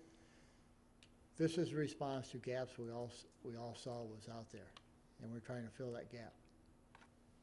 So let's do it. Madam Chair, could I ask that you put an agenda item for when we come back after the holidays for the project manager component of this? Because the worst that could happen is we're not ready, but I'd like to be able to move on it. I think that's a good idea, so we'll put that on for the 7th. Okay, who seconded it? You did. It was So Michael's motion, Don seconded. Okay, any further discussion? No. All in favor? Aye. Aye. Aye, Thank you. okay. He gets to vote. All in. I voted, He yeah. voted, unanimous. Support for the waiver for the mandatory environmental impact report, EIR, for the Coldbrook Ecological Restoration Project. Vote to support and authorize the chair to sign. Good evening. Michael Locke, Executive Director of the Harwich Conservation Trust. I think I'd like to give an overview about this request, and then hear if you have any questions, and move forward with your consideration of drafting a letter of support, asking the MIPA office to consider granting a waiver of the mandatory EIR. So first, the Massachusetts Environmental Policy Act, or MIPA office, is part of the state's Executive Office of Energy and Environmental Affairs. They provide opportunities for public review of the potential environmental impacts of projects for which state agency action is required. The Cold Brook Ecological Restoration Project will require state agency action, in particular the state's Department of Environmental Protection, among other permitting agencies. So really, moving through the Massachusetts Environmental Policy Act process is our first step in the permitting process. We're still going through the final 50% of the planning phase. Second phase, starting now, is the permitting phase, and then we'll move into the restoration construction phase. Hopefully after maybe 9 to 12, maybe on the outside 15 months of permitting. So the Massachusetts Environmental Policy Act process includes certain regulatory thresholds that, if met by a proposed project, could typically require an environmental impact report. So for example, the Cold Brook Ecological Restoration Project does trigger a couple thresholds. One, including the MIPA threshold, that if there's any contemplated change to more than 10 acres of wetlands. So the Cold Brook Ecological Restoration Project is focused on restoring the natural ecological processes, enhancing water quality, enhancing wildlife habitat and diversity, enhancing the visitor experience on this long since fallow set of cranberry bogs. There are agricultural impacts that exist on the site that have existed for over 100 years on the site, including straightened stream channels, ditches throughout the site, deteriorating water control structures, and anywhere from 2 to 3 feet of sand overburdening the top of the original wetland surface. So all of those issues are impacting the natural ecological processes and migratory health of certain species, including American eel, impacting those circumstances on the site every day. So Harwich Conservation Trust sees that this ecological restoration project and the town as a partner, and the Division of Ecological Restoration with the state as another partner, and another partner being the federal U.S. Fish and Wildlife Service. This ecological restoration project creating a positive benefit. Therefore, hopefully, under MIPA consideration, they will grant a waiver of this mandatory environmental impact report. So what would be the downside to the EIR if that waiver of the EIR was not granted? If we don't have a waiver of the EIR, there's a substantial amount of money and time that would be required to prepare that report. Could be anywhere from an estimated $25,000 to $50,000, depending on the scope of an EIR. It might actually push back the restoration construction by more than a year. This would mean that all of those existing agricultural impacts would last much longer, and the eco-restoration benefits would be unnecessarily delayed, including the delay of improving the water quality of Saquotucket Harbor through the attenuation or reduction of nitrogen through the Cold Brook site restoration. So that's why we're asking MIPA to consider granting a waiver of the EIR and seeking a support letter from the Select Board to that end. The Association to Preserve Cape Cod has issued a letter of support encouraging MIPA to consider granting a waiver to the EIR. The state's Division of Ecological Restoration also has. And the Town Wastewater Support Committee has also issued a letter suggesting that MIPA grant a waiver of the EIR. So that's the background for your consideration. Thank you, Michael. I move that we support the waiver for mandatory environmental impact report, EIR, for the Cold Brook Ecological Restoration Project, and vote for the chair to sign. Second. Just, Madam Chair, you have the letter in your I do. folder for signature, so one has been prepared already. Right. So moved and seconded. Any further discussion? None. All in favor? Aye. Thank you very much. Thank you, Michael. Thanks, Mike. Request for the, request for Harwich Center Initiative for 2 alternate members. Michael? I move that we support the request by the Harwich Center Initiative for 2 alternate members. Second. Moved and Check with seconded. Don, that we're okay with Any this? further discussion? Don?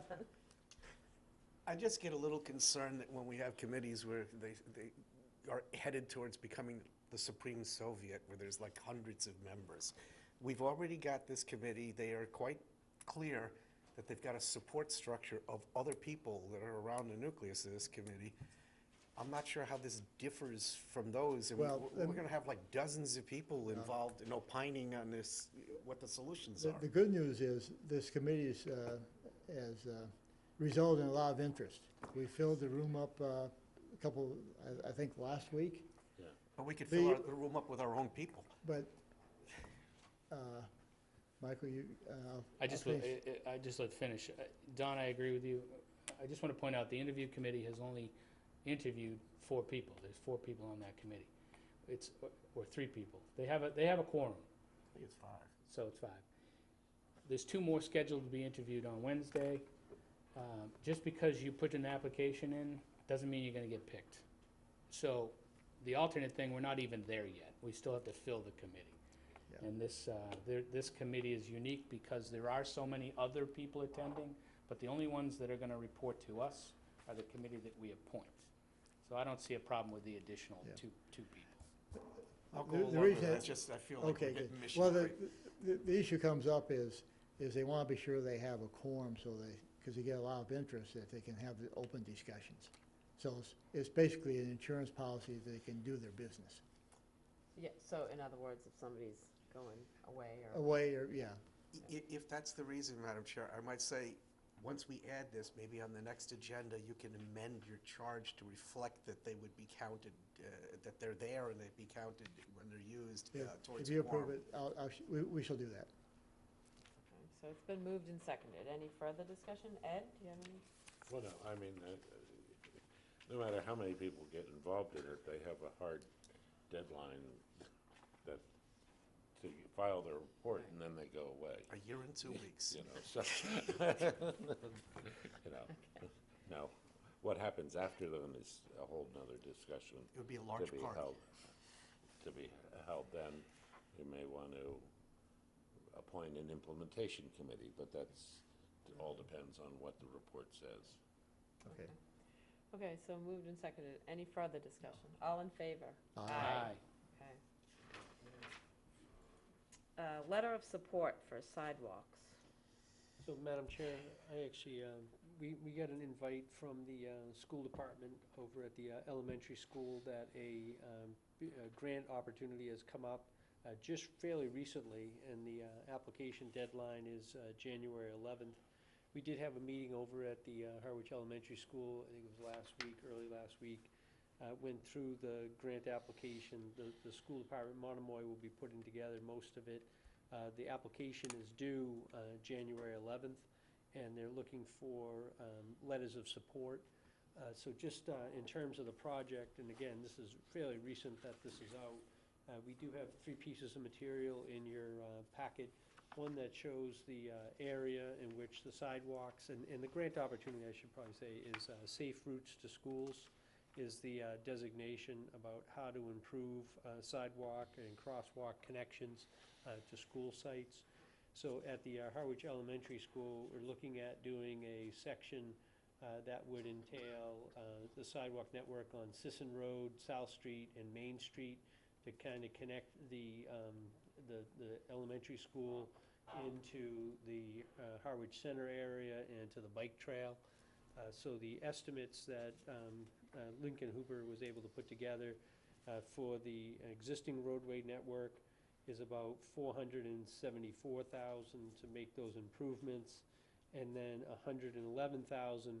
There was a suggestion made of doing a new sidewalk on parallel but parallel, not the entirety of parallel, but just where parallel intersects with Sisson, and then connect over to Bank Street, with the idea that kids, elementary school kids would walk to the library. So the grant application, I don't believe there's any matching funds. This is just if the state approves it, then they come in, they help with the design, and they oversee the construction of this work. Again, the timeline is fairly short. I did prepare a letter of support for the board to consider, and would ask for the board to sign so we could have a more complete application for the submission. Thank you, Chris. Any comments, Michael? So we're supporting the, Chris, just so I'm clear, not sidewalks, we're supporting the grant application. Yes. I move that we vote to approve Monomoy Regional School District Safe Routes to School grant application on behalf of the Harwich Elementary School located on South Street. Well, second. Moved and seconded. Any further discussion? Don? I kind of know where Michael was going. I want to pitch in here. I don't suppose that we've actually brought in any of the people from the Harwich Center Initiative to actually discuss any of this yet.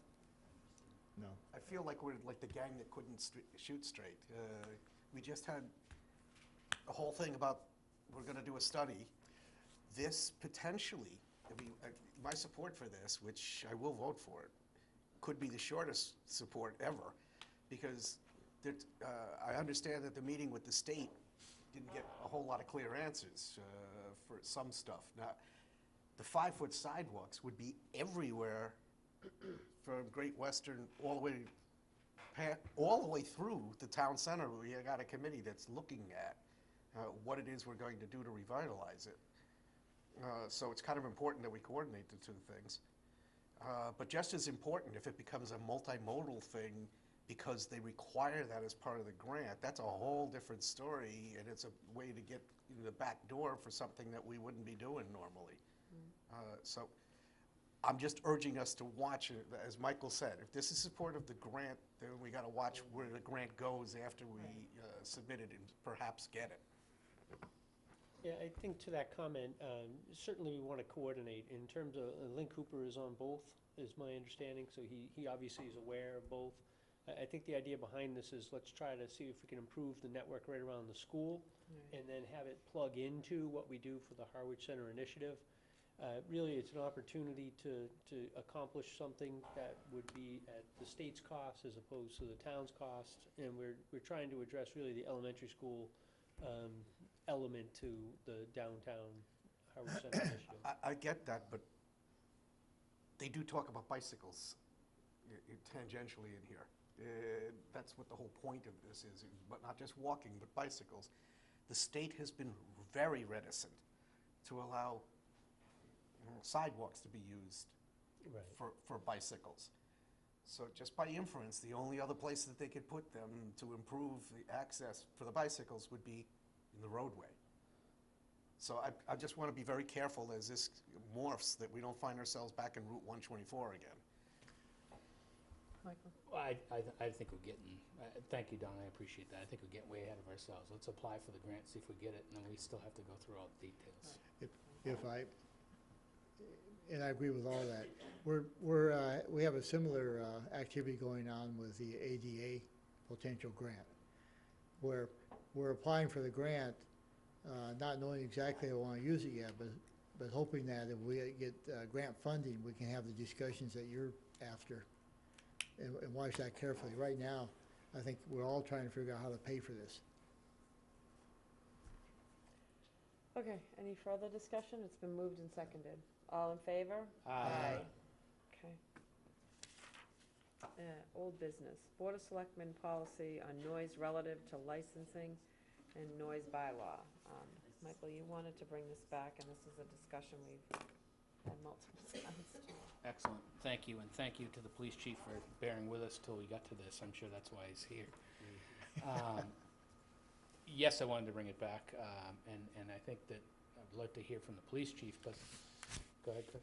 I was going to say, I'm happy to do an overview. If you want to do an overview? I think I know where the board may be going with this, and just want to maybe I give want to some- make it as simple as I can for the police department, and I think that somewhere along the line we got a little complicated. But go ahead. We're on the same page. I definitely want to make it sort of functional for the chief. Really, I think what the concern is that we have a bylaw, a noise bylaw, that after 10 o'clock, if there's loud noise, then the chief has to have his folks kind of enforce that. That also, because the bylaw could be enforced by a building official. We have town regulation, or the selectmen have regulation specifically in the commercial area with some of the businesses. And we want to, right now, we have that in sync. And, you know, what I would like to suggest is to give the chief an opportunity, and I'm going to let him decide how much he wants to jump in on this, you know, tonight, or if he just wants to listen to the feedback. But to look and see, one option that may be available to us is that there are some other towns that what they do is they take their noise bylaw, and again, it's a noise bylaw versus a town or a selectman regulation on the licenses, but they take their noise bylaw and they take the commercial area and exempt it out of the noise bylaw and allow for the selectmen to have a regulation over the commercial district. I think that what that would do is give the board some real flexibility in its approach to, okay, what commercial area in West Harwich is going to be treated versus Harwich Port versus East Harwich. So I think by having that, otherwise, if the board has a regulation as you do now on a license, and let's say you move it to 11 o'clock at night, now someone could call the police department and say, well, I want the noise bylaw adhered to. And then we would be enforcing a noise bylaw that would be in conflict with a regulation that the selectmen put out for a license holder. So he actually found he did some of the legwork and found that detail, but at least in some preliminary discussions with him, I think coming back with a noise bylaw change that gives the selectmen some regulatory authority in the commercial areas probably makes some sense. Thank you, Chris. Any other discussion by the board? Larry, you have any comments? No, I'm waiting to, Michael is going to discuss it, so I was waiting to beat up on Michael after you discuss it. You know, well, I'll thank Chris again. Chris has been our, kind of our person that does the hearings, you know, and in this summer and last summer, this summer we had one, maybe two complainants. Two hearings, but we had one person doing all the noise complaints, and I think from one of the hearings, the officers testified, it really depended on the wind. So if the wind was blowing in a certain direction, the noise was going to carry it further than 150 feet. And my personal view on this is, we've done an outstanding job bringing businesses to Harwich Port. They're thriving. They're not closing and getting a new one. So our businesses are doing well, and I want to continue to support the business community, but at the same time, be sympathetic, I think, to the homeowners. But Harwich Port has become a destination, thanks to the chamber, thanks to some of the work that the board has done. And we've had several members of the business community come before us and talk about changing that so that they have a little bit more time or a little bit more distance so that the wind factor is not there. To the police officers, I think some of the concerns and some of the frustration is they're being called out and called out and called out, and then they have to set up a perimeter, kind of decide what 150 feet is, which I think they've done a good job picking landmarks. But then it's really dependent on what direction the wind's blowing, and I think that the board needs to do everything it can do to help the police chief so that they're not being called out. That's one issue. The second issue is the Perk Restaurant came before us, and Taylor Powell, owner, expressed an interest in having his license changed so that at 10 o'clock he fell into the noise bylaw, so that we weren't permitting him out of being able to have his television on because he's an outside bar, or light music that's not leaving his property lines. But we actually put a regulation through our regulation on his permit that didn't allow him to have the Red Sox game playing after 10 o'clock, and I believe one of the violations this year was exactly that. He didn't realize that he couldn't have, it wasn't entertainment, a band playing, it was soft music playing in the background. And his request to us the last time he was here was to have that eliminated from his license because he only has outdoor entertainment, he doesn't have indoor entertainment. So it gives him an option. And he wasn't saying to change the bylaw, he was saying give him the opportunity to play the music light enough so that it doesn't leave his property bounds, which I believe, Chris, in the hearing, we talked about speaker placement and playing into the fence and into the noise stops rather than out off the property line. So I'm looking to get some clarification, give the business owners as much relief as we can. The hearings specified how many days that they had to make a business in the summer, how many days we're actually talking about, and it's really only July and August. Maybe a little bit of June, but not much because the kids don't get out of school until after the 20th now. And then September, they're all gone back to school. These businesses really die off. And they rely on this business to pay their employees year-round, or in Perk's case, not really, but in order to be successful or not be successful. So that's why I brought it back. Thank you, Michael. Any discussion? Ed, did you have any? No, I think it's a very good idea. I mean, you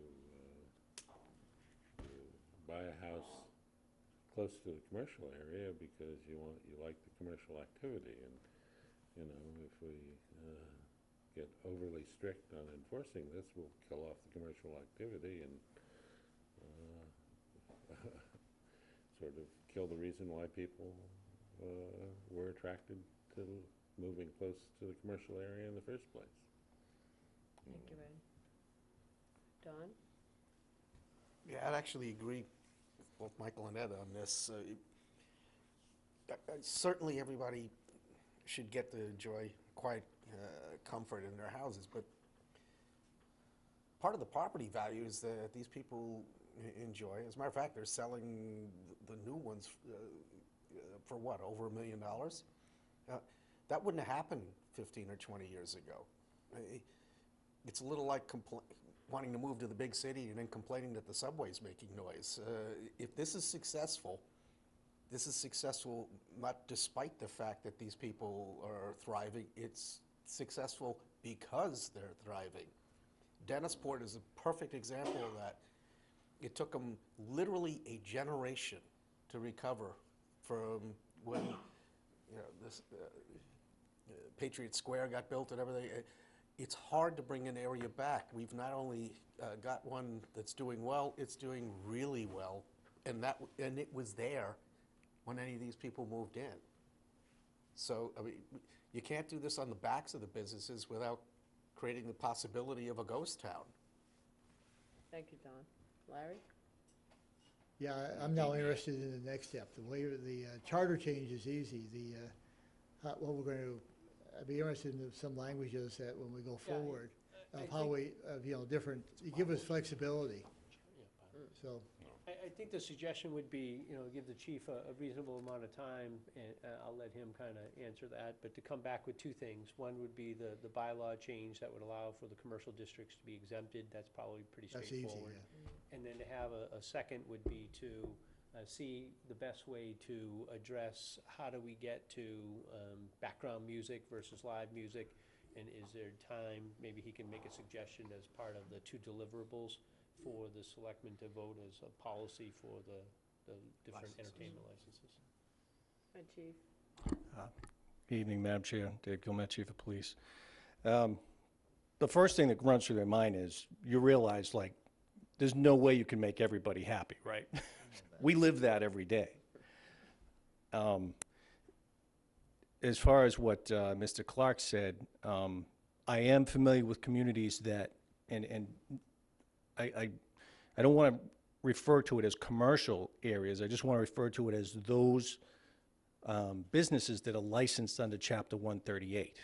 Okay, so in other words, they have liquor licenses that are issued by you folks. You are the local licensing authority. So my opinion on this, because I'm formerly from one of those communities that carved out those licensees from the noise bylaw that applies to everybody else, loud parties, automobiles, motorcycles, etc. It seems to make sense to me that the leverage exists with you folks and what the action you take or don't take on their liquor license, okay? Because that's really better than anything the anti-noise bylaw is going to produce for us. So I think it makes perfect sense to separate the two. But in order to do that, like Chris said, you would have to change the anti-noise bylaw because the liquor license regulations are referenced in it, right? So that's going to require a change. And then the question becomes, as Michael said, and it seems like you all are interested in flexibility. I'm not sure I can answer that question sufficiently now or ever, but I'm always interested in the input and the direction you feel the regulation should take, and I can provide you with whatever information the police department, you know, is privy to. Like I can tell you it is true, you know, in a brief cursory review of this past year from May 1st, I know, Michael, I gave you some numbers before, but that was only like a 3-month window. This time I looked at 2018 from May 1st to October 1st. And we had the highest number of complaints at licensed establishments since in the past 4 years. It's been a steady, held steady basically in 2015 that overall noise complaints have been about 100 per year. But the numbers that have been at licensed establishments has slowly crept up. The first, 2015, where there was only like 9. But then the next couple years, 16, 17, there were about 25 that were liquor license establishments. This year, there were like 54 in 2018. But of those 54 complaints, 21 of them were from one location, and that's what you were getting at, Michael. So we in the police department understand this. However, it doesn't change our response. So I am curious as to what you mean by flexibility. There are some other options out there that I've looked at. I put out some feelers across the state to other police departments and asked them about decibel level readings. Because there seem to be, I don't know if you have heard any input from our businesses. I'm trying to recall anything. There does seem to be a little bristling about the subjective nature of, depending on what officer shows up, you know, direction of the wind, et cetera, would a decibel reading, which some communities have, not specifically related to their 138 licensees, but in noise bylaws too. So it could be put in the regulation. Would that make it more cut and dried, whether it's a violation or not, and not the subjective opinion of an officer standing supposedly 150 feet away? I don't know. I just know that that's one option. I also know that the 150 foot is a pretty standard distance. How that was arrived at, I have no idea. So, Thank you, Chief. yeah. Michael? Chief, thank you, and I'd be interested in any information that you get and looking for it. Really, for me, it's making your job easier and your office's jobs easier. And you know, I spent a fair amount of time in Harwich Board this summer and watched it thrive, and I don't think we've created a rock show down there, and I think that for the most part, the businesses have been very responsible, very responsive to turning things down. We want to make it so that we can continue to help our businesses thrive, or I do. And whether it's extending the time, I like the idea of the Chapter 138. It changes everything because it takes the licenses out. But I'd be interested in any information you get and looking at absolutely anything, because I think we need to give these people some more time at the end of the night. And they need to show responsibility, or we need to enforce whatever we come up with. You realize that the whole problem is outdoor entertainment, though. That's the whole problem. You can see where that began to be a problem from 2015 to 2016. The numbers jumped, and they've continued to climb as you've authorized more outside entertainment, which I understand where you're coming from, but that is the problem.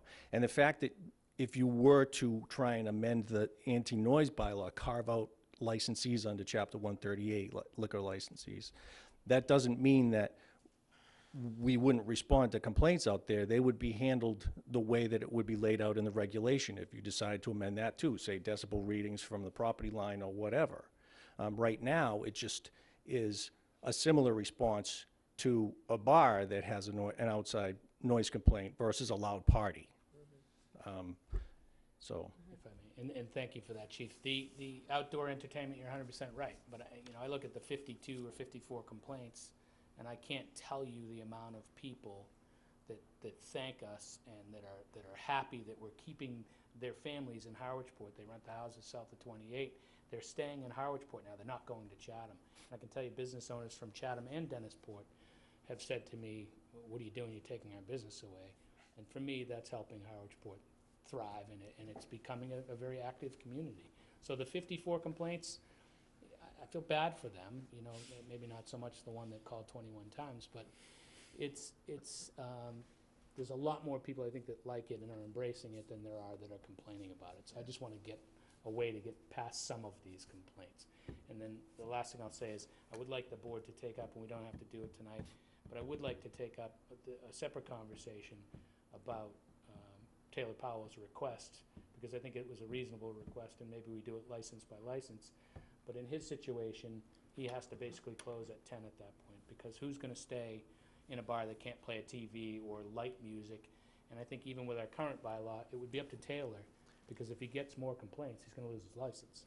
It would be up to him to control the noise inside of his confined establishment. So I could see that he could play a radio lightly or a ball game lightly and keep the noise within the 150 feet. So I would like to have that conversation aside from the big picture.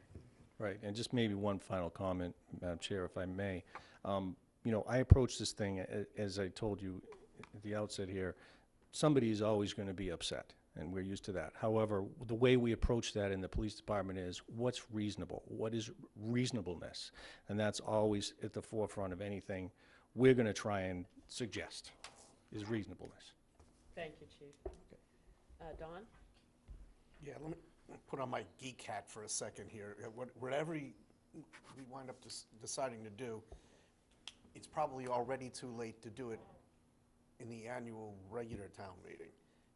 We could probably do it in a special, but to change the bylaw, we're talking about 6 weeks, 7 weeks? So just be mindful of that. We got some hard deadlines. It could easily be done in a special, but you got to be able to understand. There have to be hearings, the warrant closes, even the special closes, so we're going to have to hit the ground running with some thoughts and language. So, Madam Chair, I think we will come back with those, the bylaw change, and then also with we'll take a stab at making a suggestion. I do want to, because actually acting as the hearing officer, you know, I think that we do have a very vibrant business community. I've been very impressed at how responsive they've been, and they have been very much trying to keep to the 10 o'clock and following the rules. That's very convincing. I think the police have been very impressed that they've done a good job of, you know, making sure that they adhere to the rules. And I think if Chief and I can be so bold as to make a few suggestions as to what we think makes sense, that we can continue that effective enforcement and effective compliance, that we'll come back with something. Ed? Yeah, just a question, Don. The deadlines you say about the amending the bylaw at the annual are limited? It's like 3 weeks from now. I think we have The warrant might close. February 6th or whatever is the deadline But they'd for have to have the submission of article in articles. before that. Isn't it? When- Didn't we move it to the warrant deadline till February? Yeah. Yeah. Even at that, we could get ourselves another But 3 you or still 4 would have weeks But I out think of he the was, special. Yeah, I think yeah. what Don's saying is we want to make sure we give the bylaw review committee enough time to look at it, Yeah, so right. it would mean turning it around. And again, you would Well, have to, But we may be able to turn it around fairly short order. But even if we submitted something in February, they'd have from February to May to But we're not meeting for I the know. next couple of weeks. I So know, I'm just I pointing know, out I that know. it does need to be But, done. Michael's right, we can Yeah. look into it, but okay. in looking into it, we're not going to have language spring forward on our first meeting of the year. So there's a limited amount of time. right, okay. But, so I think that all of us agree that we need to revisit. I mean, I've had the same type of feedback, great, you know, accolades for Harwichport from people from Chatham and, as you say, Dennis, et cetera. And, you know, a lot of people are coming to Harwichport. I mean, I know people who are Chatham residents coming to Harwichport because they love the vibe. So we certainly don't want to kill that. And when Chatham decided to try and do a music stroll. Yeah. And one of their selectmen indicated that they were going to give us a run for the money. My response to them was, well, imitation is the highest form of flattery. Thank you, Chief. Thanks. Thank you very much. And I did note about bringing, so, town administrator's report. Thank you, Madam Chair. I will go kind of quickly. Just several items, but the MMA award, we actually won an award as part of the Pleasant Bay Watershed Permit Implementation for Nutrient Management. So 4 towns have been included in that, the Pleasant Bay Alliance, Brewster, Chatham, Harwich, and Orleans. So we won an award last year, we won an award this year again. So if those that are going to MMA, we'll get the specific date and time if people want to be part of that. On CDM, I did include 2 CDM progress reports in there. One was on the sewer collection system for Phase 2. They're continuing to redefine the plans, and they're putting together the various regulatory applications for approval. So the idea of going out for the springtime to do the bids is very much still in the timeline. Also, under the natural attenuation project at Cold Brook, not as much work has been done in terms of that. I did have a meeting today with the consultant, David Young, and he is putting together a draft, or will be putting together shortly, a draft MOU that we would have with the state folks, DER, and Harwich Conservation Trust to move that project forward. So hopefully we'll have something back to the board fairly quickly on that. On the sewer connection permits, we actually had one of the public meetings that we had over at the Cultural Center. Someone had raised the issue of why do you have to collect a fee for the oversight of the connection. So I know I'm planning on presenting to the board or asking the board that for the connection fees, we could charge a fee. The town of Chatham, I believe, charges $100 for the fee. What that fee would be is to just do an inspection of the work of connecting physically into the sewer system. In discussions with the health director, she had a discussion also with the Board of Health, and they had recommended to not charge a fee consistent with my thought process. If we're having people pay $4,000 or $5,000 to hook up, why add on an additional $100? So that is something that will necessitate, obviously, if there's additional work, then we may have to have a little budget increase to make sure we have coverage. I think most of it we should be able to do in-house, but just that's something that I think that recommendation will come back more formally to the board. In the package too, I know, Madam Chair, you had brought up specifically on the IT project, and you know that project has gone a lot slower than I would have hoped. The consultant did put in, the gentleman from the county, that to date he's looked at 70 documents, including financial reports and so on, and that he is looking, and he hopes to have something hopefully at the beginning of the new year. Chris, can I ask a question about, or make a comment, I guess? Is that sometimes when you look at IT, it points out other issues. And I think an issue that is pointed out in this is the decentralized procurement gave them some concern, which I think organizationally is something that'd be good to look at, is a way you can centralize procurement so that, you know, forget IT for a second, just make that more easily accomplished. I would just say, when I came here, it's a very decentralized organization. I'm not saying you're not Making moving it in. more centralized I'm not, has been a little bit of I know you're moving there, but when you read this, you know, sometimes IT is never good at correcting an organizational concern. Yes, management is. Right. Message received. In terms of just a couple other items, on the Affordable Housing Trust, we have a meeting on this Thursday. And, you know, one of the things, and I actually went earlier this week, last week, We presented to the CPC on the $340,000 that we were requesting for the Affordable Housing Trust. I thought overall the meeting went pretty well. It was pretty well received. I do appreciate Donna Kalanick from, who's now a Harwich resident, but is the assistant administrator and does a lot of housing in Brewster, participated in that too. And I thought overall that went very well. A couple of the questions that came up from CPC was, why did I bring to the Board of Selectmen the award of the contract for the outside consultant? And, you know, one of the things that just in transition, we hadn't even had all the appointment and ready to go in terms of the trust. At the same time, we were trying to do the RFP. So I probably should have had that on, and it is on the agenda for the trust to consider on Thursday. So we'll ask them to do an award too.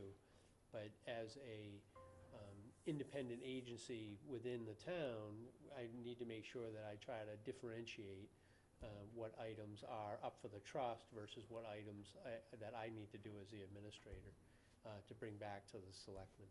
So a little bit of growing pains, just making sure that we do that transition. But my concern was to make sure we hit the ground running and to have a consultant on board as quickly and as timely as possible. And then just the last, as a new resident of Harwich, you know, I just want to wish everyone a Merry Christmas and a Happy New Year, and particularly my family that puts up with me being in and out of the house a lot. And I seem like I run home all the time now to drop my daughter off, but boy, what a great problem to have, being 5 minutes away. So I just wish everyone that travels during the year just a safe and happy holiday. Thank you, Chris. Thank you, Don, Madam Chair. Selectmen's report? Echo Chris, Merry Christmas to everyone, a Happy New Year, or whatever season you do celebrate. Want it to be safe and happy.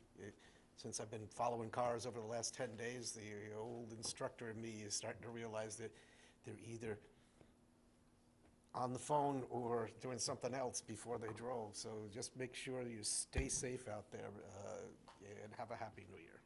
Thank you, Don. Ed? Just a note on the item on Chris's report about cyber risk audit. I've been talking recently to Jamie and have arranged for an individual who has a background in network and internet security issues to come and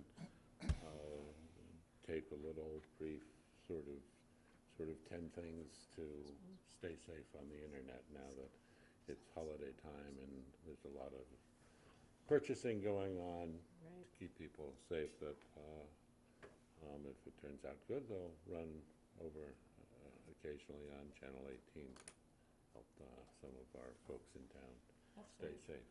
So, you know, bringing that up, I heard on the news, which I may have fallen to this, but there's a Netflix email out right now that tells you that your information's wrong.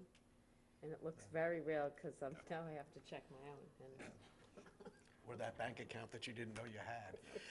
exactly. Michael? I just want to echo Don and Chris's comments. Happy holidays and be safe. Yeah, same here. In the area of not being proud, I have Jewish in-laws, so I celebrate Hanukkah and I celebrate Christmas, so I celebrate them all. Double dipping. I would say the same. Merry Christmas, Happy New Year, Happy Holidays to all, and to remind everybody what we heard earlier tonight about the Queen Anne Rotary and National Grid and closing it down from 7 p.m. to 5 a.m. The other side. not the 124. Rotary, it's at 124. Oh, it's the 124? 124 in Queen Anne. Oh, it is? Yeah. The roundabout's I thought he was coming, saying- don't worry. I'll take the long way home Oh, tonight. geez, well, let me Yeah, clarify that. And it's the next 4 nights, he said. Yeah, yeah. Yeah, You can't go the other way, you can't go that's what down. I'm saying, yeah, but, right. No, I've tried. I So tried to go somewhere. I 7 did at George night three till 5 in times. the morning, 124. till Thursday. We can't go 124? Thank like you. that I'll make a motion to adjourn. Thank you. Some of I'll try.